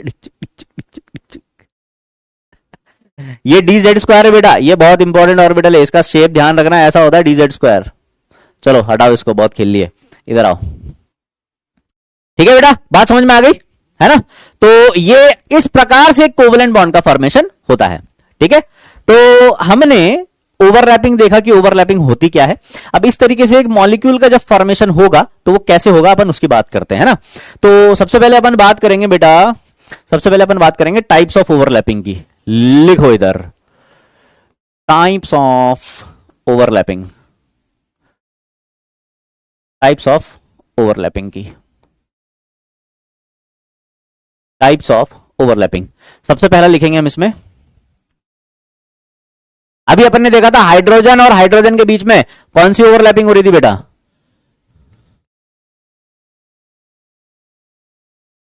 कौन सी ओवरलैपिंग हो रही थी,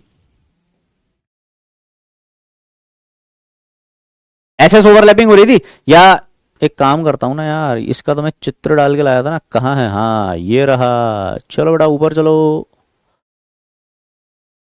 हाँ इसको ऐसे लिख लो, एसएस ओवरलैपिंग। तुम लोग तो ऐसे हेडिंग डालना, फिर ऐसा चित्र बनाना, फिर एक हेडिंग डालना sp ओवरलैपिंग, फिर ऐसा चित्र बनाना, फिर एक हेडिंग डालना pp ओवरलैपिंग, और फिर एक ऐसा चित्र बनाना। ठीक है, इसको बना लो जल्दी से। एक हेडिंग डाल लो तुम sp ओवरलैपिंग। अभी बस 2 मिनट में हेडिंग डाल दूं, फिर तुम्हें दिखाता हूं वो ऑर्बिटल्स। ठीक है, pp ओवरलैपिंग।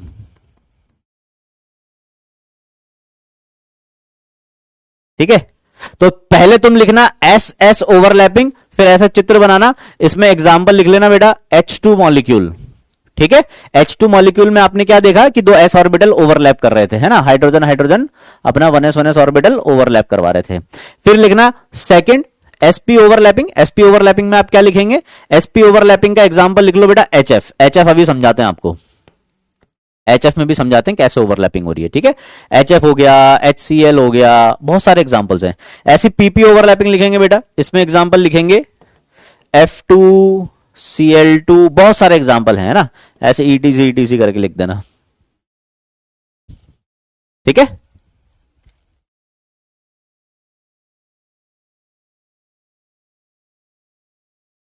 सर हाइब्रिडाइजेशन कब शुरू होगा? VBT खत्म होने के बाद नेक्स्ट टॉपिक बेटा हाइब्रिडाइजेशन है। तो आज और कल 2 दिन VBT चलेगा और उसके बाद परसों हाइब्रिडाइजेशन शुरू होगा।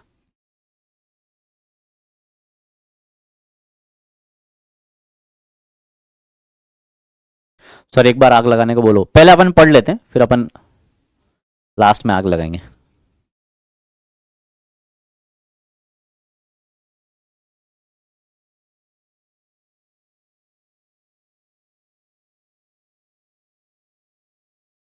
हाँ अच्छा, ओ सॉरी सॉरी, हाँ लो बनाओ।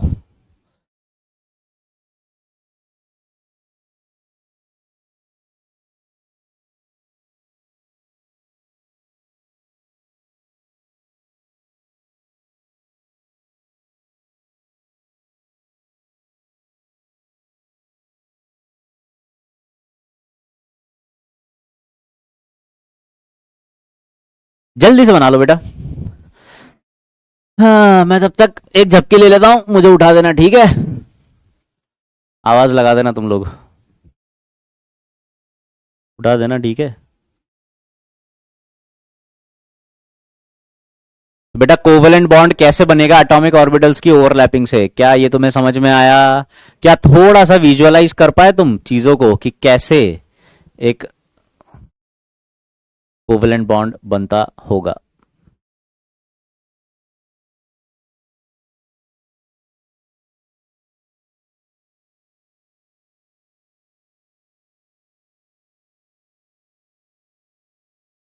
लिख लिया क्या?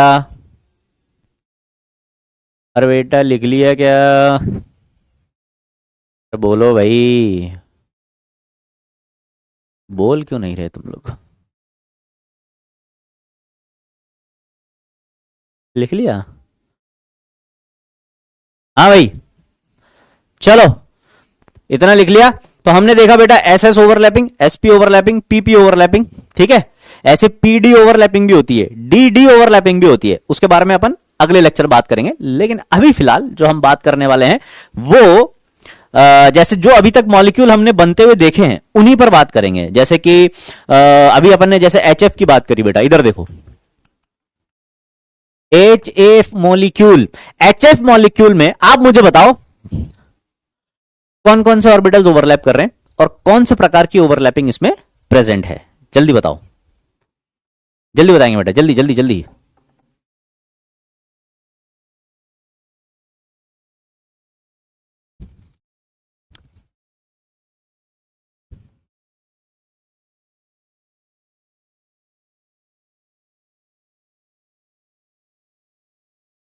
वेरी गुड यार, बहुत बढ़िया बहुत बढ़िया, मजा आ गया यार,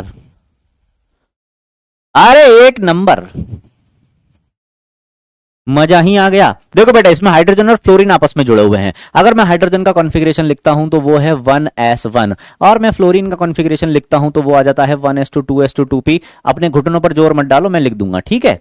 अब जैसे मैं देख रहा हूं कि हाइड्रोजन मैं हाइड्रोजन को इधर लिख देता हूं और फ्लोरीन को इधर लिख देता हूं, ठीक है। ये आ गए, ये हाइड्रोजन का आ गया 1s ऑर्बिटल, ये रहा हाफ फिल एटॉमिक ऑर्बिटल।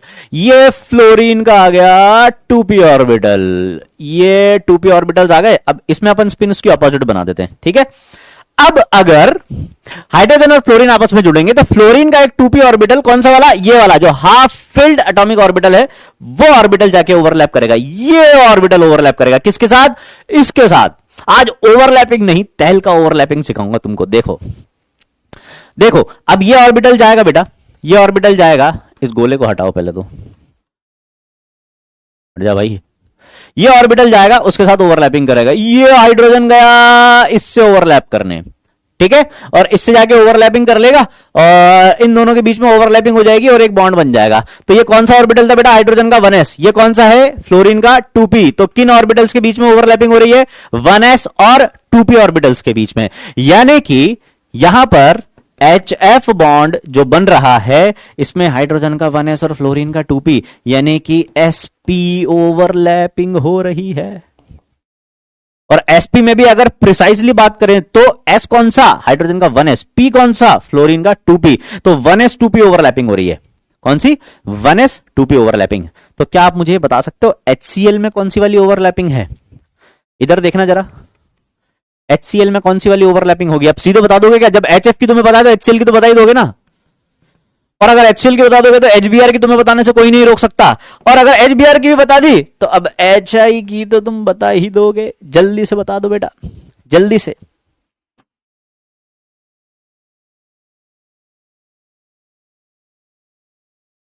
है ना, तो HF मॉलिक्यूल बन गया आपका। HF मॉलिक्यूल में इस प्रकार से हाइड्रोजन के 1s ने 2p से ओवरलैपिंग कर ली, फ्लोरीन के 2p से। तो अगर HF में sp ओवरलैपिंग है तो HCl में भी sp ओवरलैपिंग ही होगी, क्योंकि फ्लोरीन और क्लोरीन में बस इतना सा डिफरेंस है कि इसका 2p ऑर्बिटल पार्टिसिपेट करेगा, क्योंकि ये सेकंड पीरियड का एलिमेंट है, इसका 2p पार्टिसिपेट करेगा, तो ये थर्ड पीरियड एलिमेंट है, ये उसका बड़ा भाई है, तो इसका 3p ऑर्बिटल पार्टिसिपेट कर जाएगा। तो क्या हम ऐसा बोल सकते हैं कि HCl में जो ओवरलैपिंग है वो है 1s 3p ओवरलैपिंग। समझ में आया क्या बंधु। इधर देखो, इधर 1s,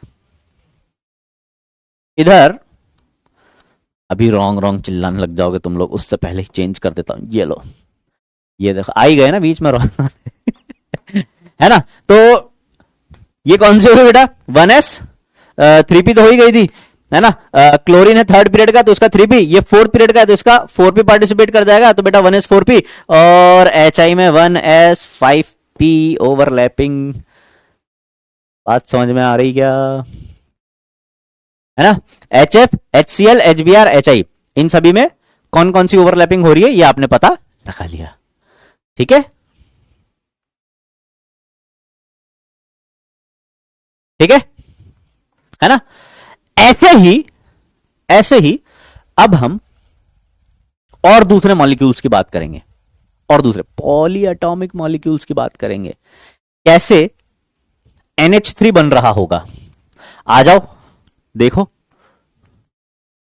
NH3 molecule according to VBT NH3 कैसे बन रहा होगा, इसमें कौन सी ओवरलैपिंग हो रही होगी वो भी बात करेंगे। तो बेटा नाइट्रोजन की बात करें, इसमें नाइट्रोजन 3 हाइड्रोजन के साथ बॉन्ड बना रहा है, ध्यान से देखना है, ठीक है। नाइट्रोजन 3 हाइड्रोजन के साथ बॉन्ड बना रहा है,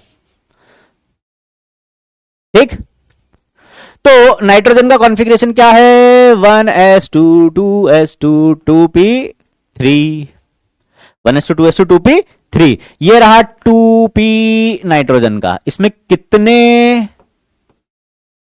इलेक्ट्रॉन है बेटा, 3 इलेक्ट्रॉन है, ठीक है। अब हाइड्रोजन की बात करें, अगर हाइड्रोजन का है कॉन्फ़िगरेशन 1s1, हाइड्रोजन के पास अपना एक 1s और वो भी हाफ फिल्ड है, ठीक है। हाइड्रोजन के पास अपना एक 1s ऑर्बिटल है और वो भी कैसा है, हाफ फिल्ड है, ठीक है। तो कितने हाइड्रोजन जुड़ेंगे, देखो NH3 बनाना है, मतलब नाइट्रोजन से 3 हाइड्रोजन जोड़ने, वहां पर 3 half fill atomic orbital already prepared है, तैयार है। तो ये 3 हाइड्रोजन जाएंगे, ये और ये 3 हाइड्रोजन गए, ठीक है। ये 3 हाइड्रोजन गए नाइट्रोजन से बॉन्ड बनाने, ये ओवरलैपिंग कर लेंगे इसके 2p ऑर्बिटल्स के साथ। ये कौन से हैं बेटा, नाइट्रोजन के 2p ऑर्बिटल्स हैं। ये हाइड्रोजन के कौन से हैं, 1s ऑर्बिटल्स हैं। तो NH3 में कैसे ओवरलैपिंग हो रही है, इसका 2p और इसका 1s, इसका 2p, इसका 1s, इसका 2p, इसका 1s। तो नाइट्रोजन ने 3 बॉन्ड बनाए थे, ये रहे वो 3 बॉन्ड, ये रहे वो 3 बॉन्ड। कौन कौन से ऑर्बिटल्स में ओवरलैपिंग हो रही है बेटा, यहां पर 1s और 2p ऑर्बिटल्स में। ठीक है, इस तरीके से NH3 बनेगा, इस तरीके से NH3 बनेगा। ठीक है, बना लिया। अब एक इंपॉर्टेंट एग्जांपल देखो, अब एक इंपॉर्टेंट एग्जांपल देखो, CH4 बनाना है। क्या बनाना है, मिथेन गैस का फॉर्मेशन करना है साहब आपको। मिथेन में कैसे कार्बन ने 4 बॉन्ड बना लिए हाइड्रोजन के साथ, ये आपको एक्सप्लेन करना है। कैसे करें इसको, कैसे करें, जैसे इसको किया था वैसे इसको कर देंगे। आ जाओ, आ जाओ, कर दे, कर दे। ये लो कार्बन, कार्बन का कॉन्फ़िगरेशन लिखो बेटा, क्या कॉन्फ़िगरेशन है, 1s2 2s2 2p2, और हाइड्रोजन तो है ही अपना 1s1। अभी देखो कार्बन अपने 2p ऑर्बिटल में कितने इलेक्ट्रॉन लिए हुए है, कार्बन अपने 2p ऑर्बिटल में बेटा कितने इलेक्ट्रॉन लिए हुए है, 2 इलेक्ट्रॉन। ठीक है, 2 इलेक्ट्रॉन। ठीक है, तो 2 हाफ फिल्ड एटॉमिक ऑर्बिटल तो प्रेजेंट है, 2 हाफ फिल्ड एटॉमिक ऑर्बिटल तो प्रेजेंट है, यानी कि 2 हाइड्रोजन तो आगे जुड़ जाएंगे। ये हाइड्रोजन का हाफ फिल्ड एटॉमिक ऑर्बिटल आ गया। ठीक है, अब ऐसे 2 एटॉमिक ऑर्बिटल तो चल जाएंगे उधर, ये गया एक हाइड्रोजन, ये गया एक और हाइड्रोजन। ठीक है, 2 हाइड्रोजन तो जुड़ गए, यानी कि 2 बॉन्ड तो बन गए, एक ये रहा एक ये रहा, है ना, 2 बॉन्ड तो बन गए। पर बनाने कितने हैं बेटा, 4 हाइड्रोजन को जोड़ना है ना, तो अभी VBT के according 2 half filled atomic orbital और बनाने पड़ेंगे, है ना। पर कार्बन के पास तो 2 ही अवेलेबल है, तो कार्बन यहां पर क्या करता है, ये डबल बॉन्ड नहीं है, अरे ये एक हाइड्रोजन एटम है, नालायकों, ये दूसरा हाइड्रोजन एटम है, ये हाइड्रोजन और ये कार्बन एटम है। हाइड्रोजन और कार्बन के बीच में एक बॉन्ड बन रहा है, ये हाइड्रोजन और कार्बन के बीच में एक बॉन्ड, ये दोनों अलग अलग बॉन्ड है गधों, ये डबल बॉन्ड नहीं है, ये सिंगल सिंगल बॉन्ड है। ठीक है सर, पॉली एटॉमिक क्या होता है, पॉली का मतलब होता है बेटा बहुत सारे, 2 से ज्यादा। तो पॉली एटॉमिक जब मैं बोलूं मतलब समझ जाना, ऐसा मॉलिक्यूल जिसमें 2 से ज्यादा एटम्स हैं, जैसे कि CH4 है, इसमें 5 एटम्स हैं, 4 हाइड्रोजन और 1 कार्बन, तो ये पॉली एटॉमिक हो गया। NH3 इसमें 4 एटम्स हैं, ये पॉली एटॉमिक हो गया। और डाई एटॉमिक मतलब जिसमें 2 एटम्स हैं। ठीक है, तो इधर देखो सभी लोग, इधर इधर इधर इधर, ओ भैया ध्यान से, कार्बन के पास 4 हाइड्रोजन आए हैं बॉन्ड बनाने के लिए, लेकिन उसके पास मात्र 2 ही हाफ फिल्ड एटॉमिक ऑर्बिटल हैं। तो अब क्या होगा, अब क्या होगा, अब कार्बन कैसे बॉन्ड बनाएगा बाकी के 2, तो कार्बन यहां पर एक रीअरेंजमेंट करता है इलेक्ट्रॉन्स का, कार्बन यहां पर एक रीअरेंजमेंट करता है।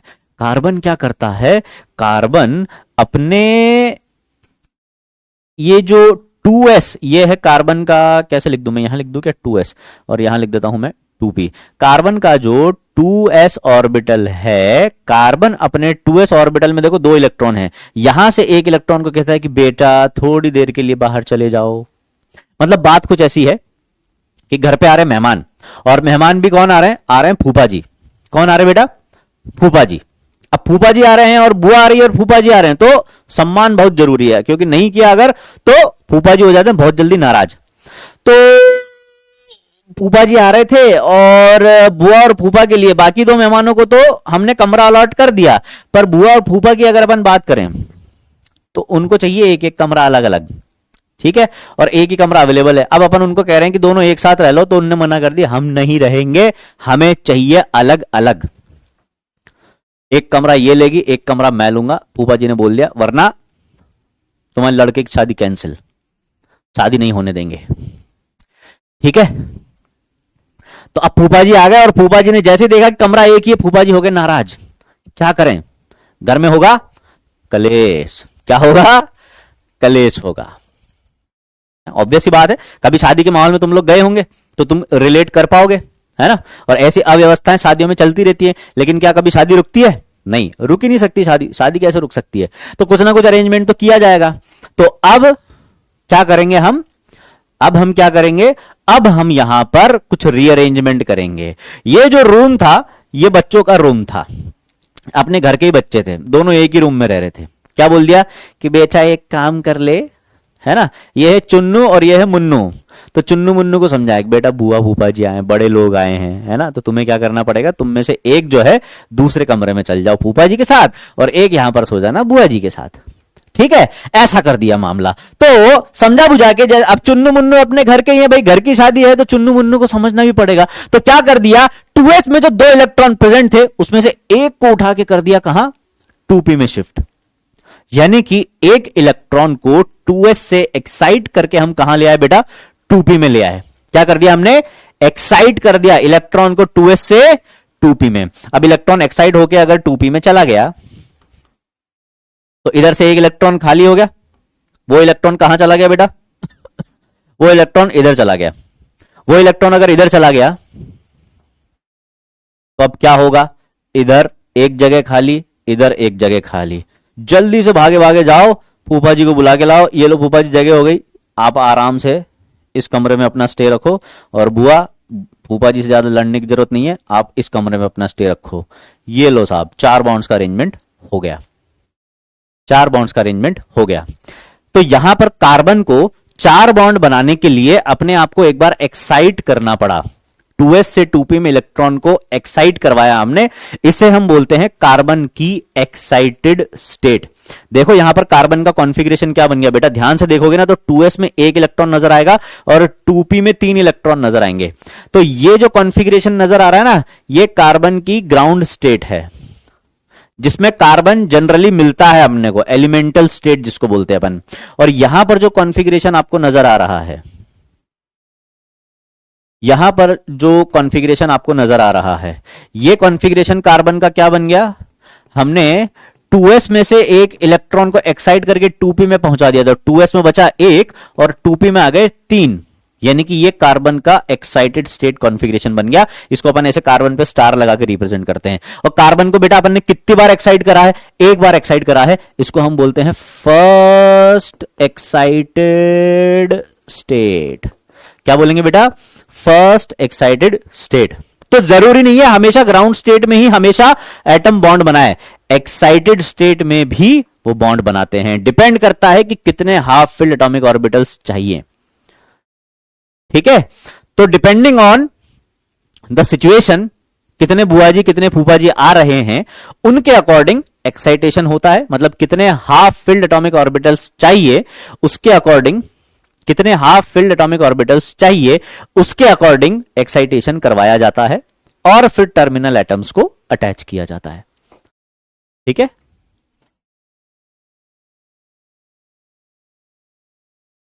ठीक है, ठीक है। तो कार्बन ने कैसे CH4 बनाया है समझ में आया, है ना। मतलब कार्बन देखो ऐसे था, कार्बन ऐसे था, ये 2s में 2 इलेक्ट्रॉन थे और 2p में ऐसे 2 इलेक्ट्रॉन थे। अब 4 हाइड्रोजन जोड़ने थे अपने को, तो ये 4 हाइड्रोजन जोड़ने थे। ठीक है, अब 4 हाइड्रोजन तभी जुड़ेंगे जब हाफ फिल एटॉमिक ऑर्बिटल होंगे। हाइड्रोजन के पास तो अपना खुद का हाफ फिल एटॉमिक ऑर्बिटल है 1s, पर इसको अपन ने कैसे जोड़ा, इस 2s वाले को एक्साइट करके इधर पहुंचा दिया 2p में। उससे क्या हुआ, यहां पर एक इलेक्ट्रॉन चला गया तो जगह खाली हो गई, जगह खाली हो गई। यहां पर वो एक इलेक्ट्रॉन हमने इधर शिफ्ट कर दिया, तो ये हाइड्रोजन इधर, ये इधर, ये इधर और ये इधर, ये चारों आपस में इस तरीके से ओवरलैप करके कार्बन के साथ 4 बॉन्ड बनाते हैं और CH4 का फॉर्मेशन होता है। ठीक है, बात समझ में आई। ठीक है, ऐसे बेटा SF2 की बात करेंगे अपन, SF2 की, SF2 की। चलो SF2 का स्ट्रक्चर बनाते हैं अपन। VBT ने कैसे समझाया कि SF2 कैसे बनेगा, और अब अपन ये भी पता लगा सकते हैं कि SF2 में सल्फर अपनी ग्राउंड स्टेट में है या एक्साइटेड स्टेट में है। चलो आप मुझे बताओ कि SF2 में सल्फर अपनी ग्राउंड स्टेट में है या एक्साइटेड स्टेट में है, जल्दी। हाँ बेटा, वो स्पिन रीअरेंज हो जाती है ना, जैसे कि मान लो यहां पर एक क्लॉकवाइज वाला है, क्लॉकवाइज वाला अगर उधर गया है तो इधर वो हाइड्रोजन जो आएगा ना वो एंटी क्लॉकवाइज वाला ही आएगा। सपोज मैंने इधर से क्लॉकवाइज वाले को इधर भेजा तो इधर एक क्लॉकवाइज स्पिन आ गई, तो इससे जो जुड़ने वाला हाइड्रोजन आएगा वो एंटी क्लॉकवाइज वाला ही आएगा, क्लॉकवाइज वाला नहीं आ सकता। तो वो तो बाय डिफॉल्ट है, आप ये मान के चलो इलेक्ट्रॉन। अब ऐसा थोड़ी कर सकते हैं कि इलेक्ट्रॉन को यहां से यहां भेजा तो उसको क्लॉकवाइज से एंटी क्लॉकवाइज बना दिया, ऐसा नहीं कर सकते। आपने जिस भी स्पिन का इलेक्ट्रॉन यहां भेजा ना, उसकी अपोजिट स्पिन वाला हाइड्रोजन आकर ही वहां पर जुटेगा, ठीक है। पता लग गया SF2 में सल्फर अपनी कौन सी एक्साइटेड स्टेट में है, ग्राउंड स्टेट में है या फर्स्ट एक्साइटेड स्टेट में है?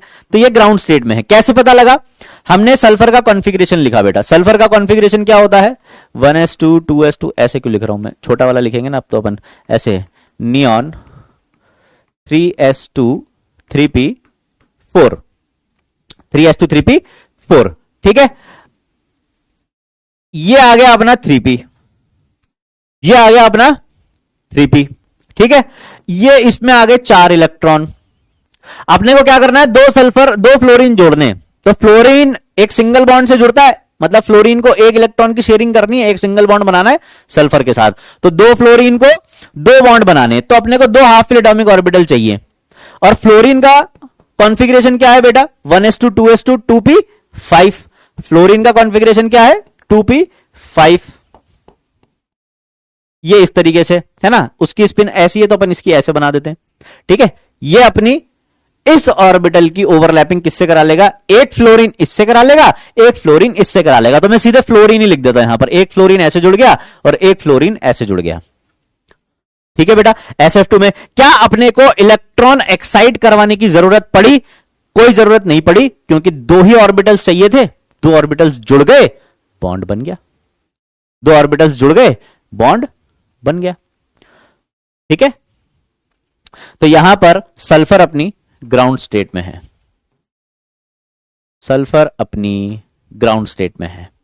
तो अब मुझे आप बताओ बेटा कि SF4 में और SF6 में सल्फर अपनी कौन सी एक्साइटेड स्टेट में है? SF4 और SF6 बनाओ बेटा जल्दी से। सर C2H6 पता नहीं क्या था, वो गया डाउट ऊपर। जल्दी बताएंगे बेटा।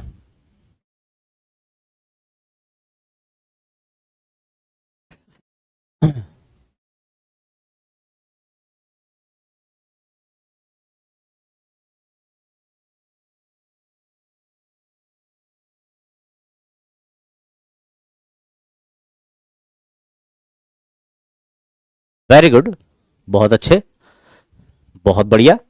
देखो बेटा सल्फर है, सल्फर का कॉन्फ़िगरेशन क्या था? याद है ना, सल्फर का कॉन्फ़िगरेशन क्या था? 3s2 3p4। तो ये बना लिया अपन ने 3s और ये बना लिया हमने 3p। सल्फर के 3s और 3p ऑर्बिटल्स पार्टिसिपेट कर रहे हैं। ये 3s आ गया, ये 3p आ गया।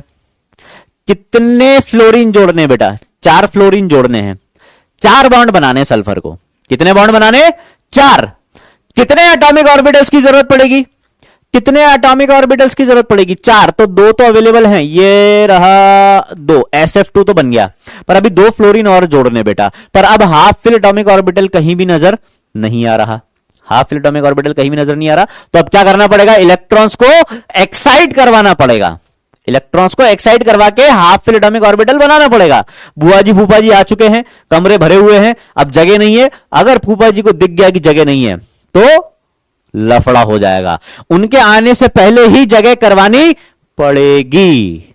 तो कैसे करवाएंगे?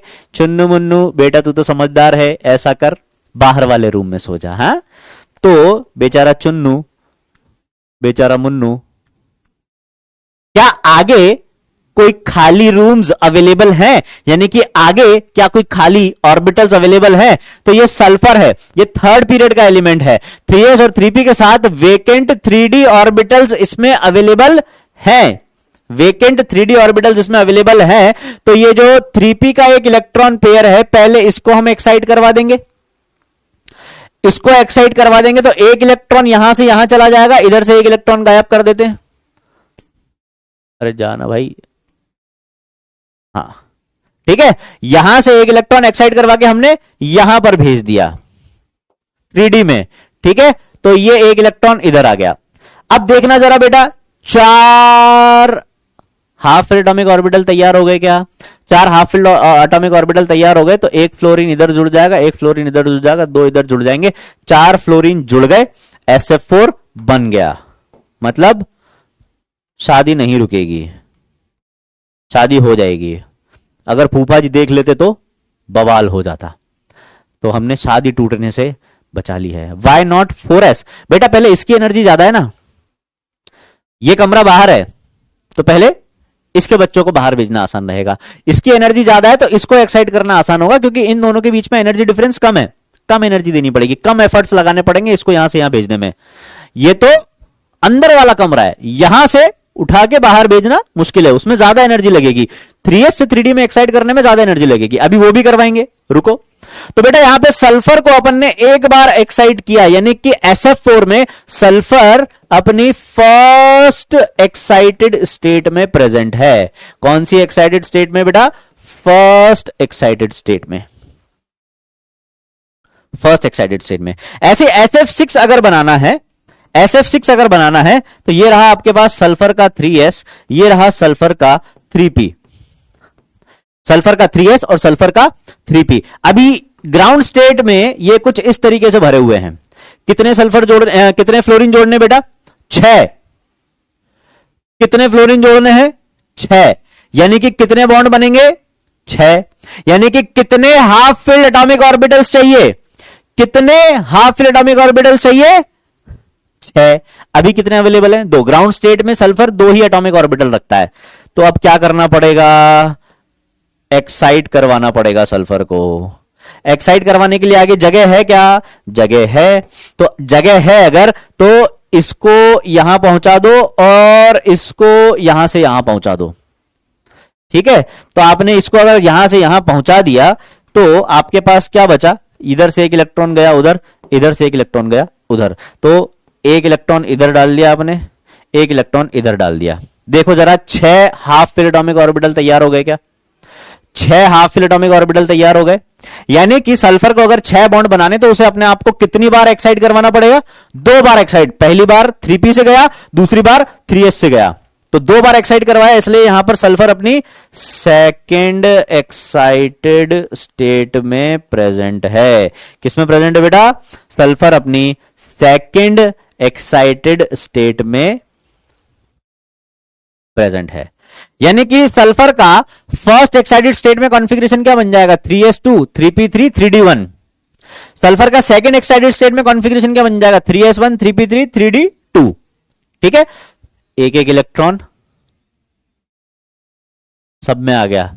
अब एक एक करके 6 फ्लोरीन जोड़ दो, एक एक करके 6 फ्लोरीन जोड़ दो, तो ये आपका SF6 तैयार, ये आपका SF6 तैयार। बात समझ में आ रही है क्या? बात समझ में आ रही है?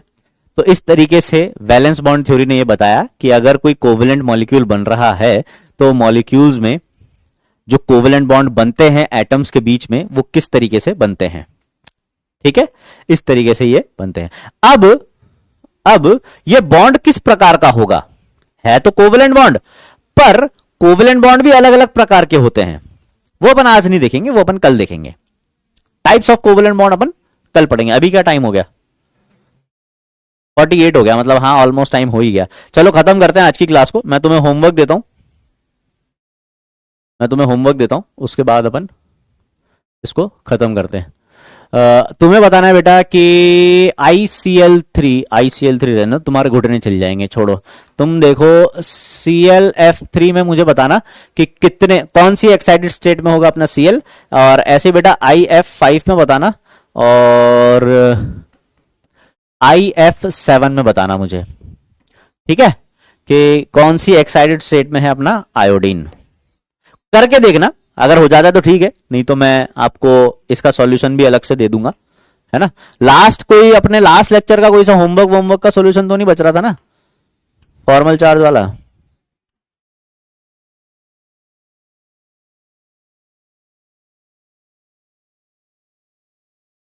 कर लोगे ना?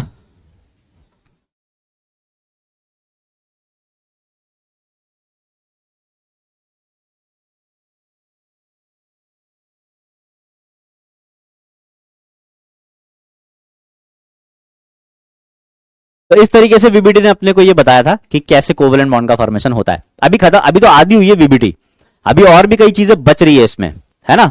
अभी और भी कई चीजें बच रही है। कल अपन ये देखेंगे कि कैसे पीसीएल 5 बन गया बट एनसीएल 5 नहीं बन पाया, कैसे पीसीएल 5 बन गया बट एनसीएल 5 नहीं बन पाया, इसको अपन देखेंगे। मैं लिख देता हूं यहां पर,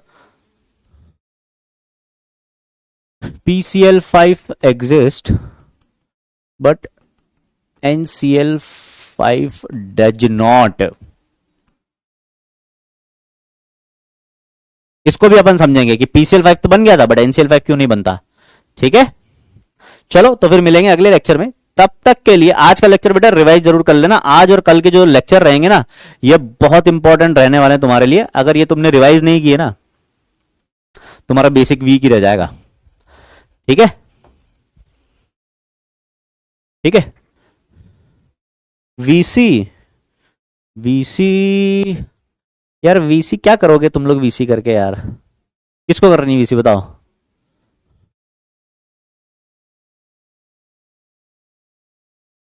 पहले तो टेस्ट के मार्क्स दिखाओ तुम्हारे। टेस्ट में फुल आउट ऑफ फुल कौन लेकर आया, उसी से वीसी करेंगे। चलो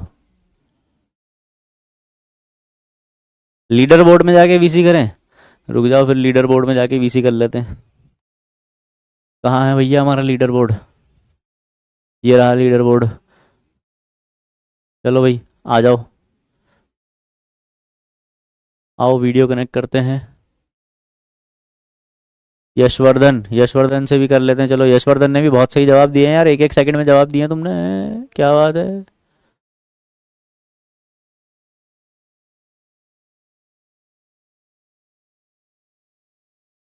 मोहित प्रजापति, यशवर्धन तो नहीं उठा रहा, छोड़ो इसको।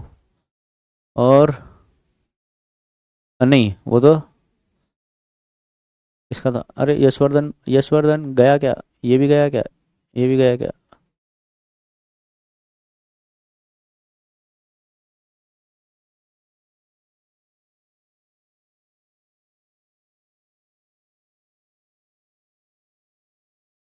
यहाँ से देखें, यहाँ से देखें क्या,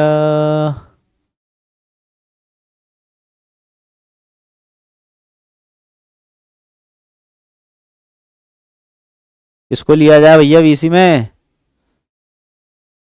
चलो अंशु को लेते हैं जरा।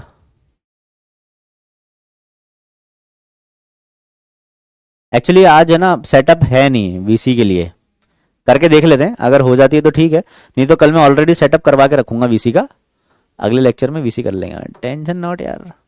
आ गया क्या, आया आया आया।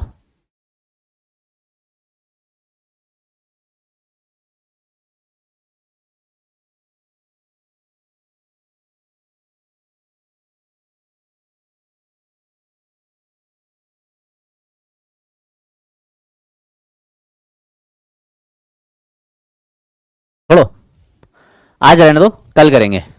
ठीक है, कल मैं ऑलरेडी बोल दूंगा वीसी के लिए, तो वो ऑलरेडी सेटअप करके रखेंगे अपन, एक क्लिक में कनेक्ट कर देंगे कल। ठीक है, टेंशन, अरे मस्त रहो यार, मैं दिख रहा हूँ ना तुमको, मैं अपनी मन की आंखों से तुम्हें देख सकता हूँ। ठीक है, मैं तुम्हारे मन में झांक सकता हूँ कितना नालायकपन भरा हुआ है, तो हम वैसे वाला वीसी कर लेंगे। ठीक है, तो बाकी वीसी कल अपन कर लेंगे, टेंशन हो। ठीक है, तो अच्छे से पढ़ाई करो, क्वेश्चन प्रैक्टिस और रिवीजन दोनों करते रहना बेटा। रिवीजन बहुत ज्यादा जरूरी है तुम्हारे लिए, क्योंकि तुम अभी 11th में हो, तो अभी तुम्हारे लिए रिवाइज करने के लिए चीजें कम है, तो अभी से आदत डाल लो, ज्यादा से ज्यादा रिवाइज करो और क्वेश्चन प्रैक्टिस नहीं छोड़नी है, ज्यादा से ज्यादा क्वेश्चन प्रैक्टिस करनी है। प्रॉमिस करो, कितने लोग ऐसे हैं जो प्रॉमिस करेंगे मुझे, आज दिल से प्रॉमिस करना बेटा, अगर झूठ बोला ना फेल हो जाओगे नीट में, और बहुत बुरे तरीके से फेल हो गए। भगवान करे तुम्हारी नीट की ओएमआर शीट पे जो इन्विजिलेटर है वो समोसे की चटनी गिरा दे, अगर झूठ बोलो तो। ठीक है, चलो फटाफट से बताओ, प्रॉमिस करो, कितने लोग प्रॉमिस करते हैं आज कि हम सर बिल्कुल क्वेश्चन प्रैक्टिस करेंगे, जल्दी बताओ।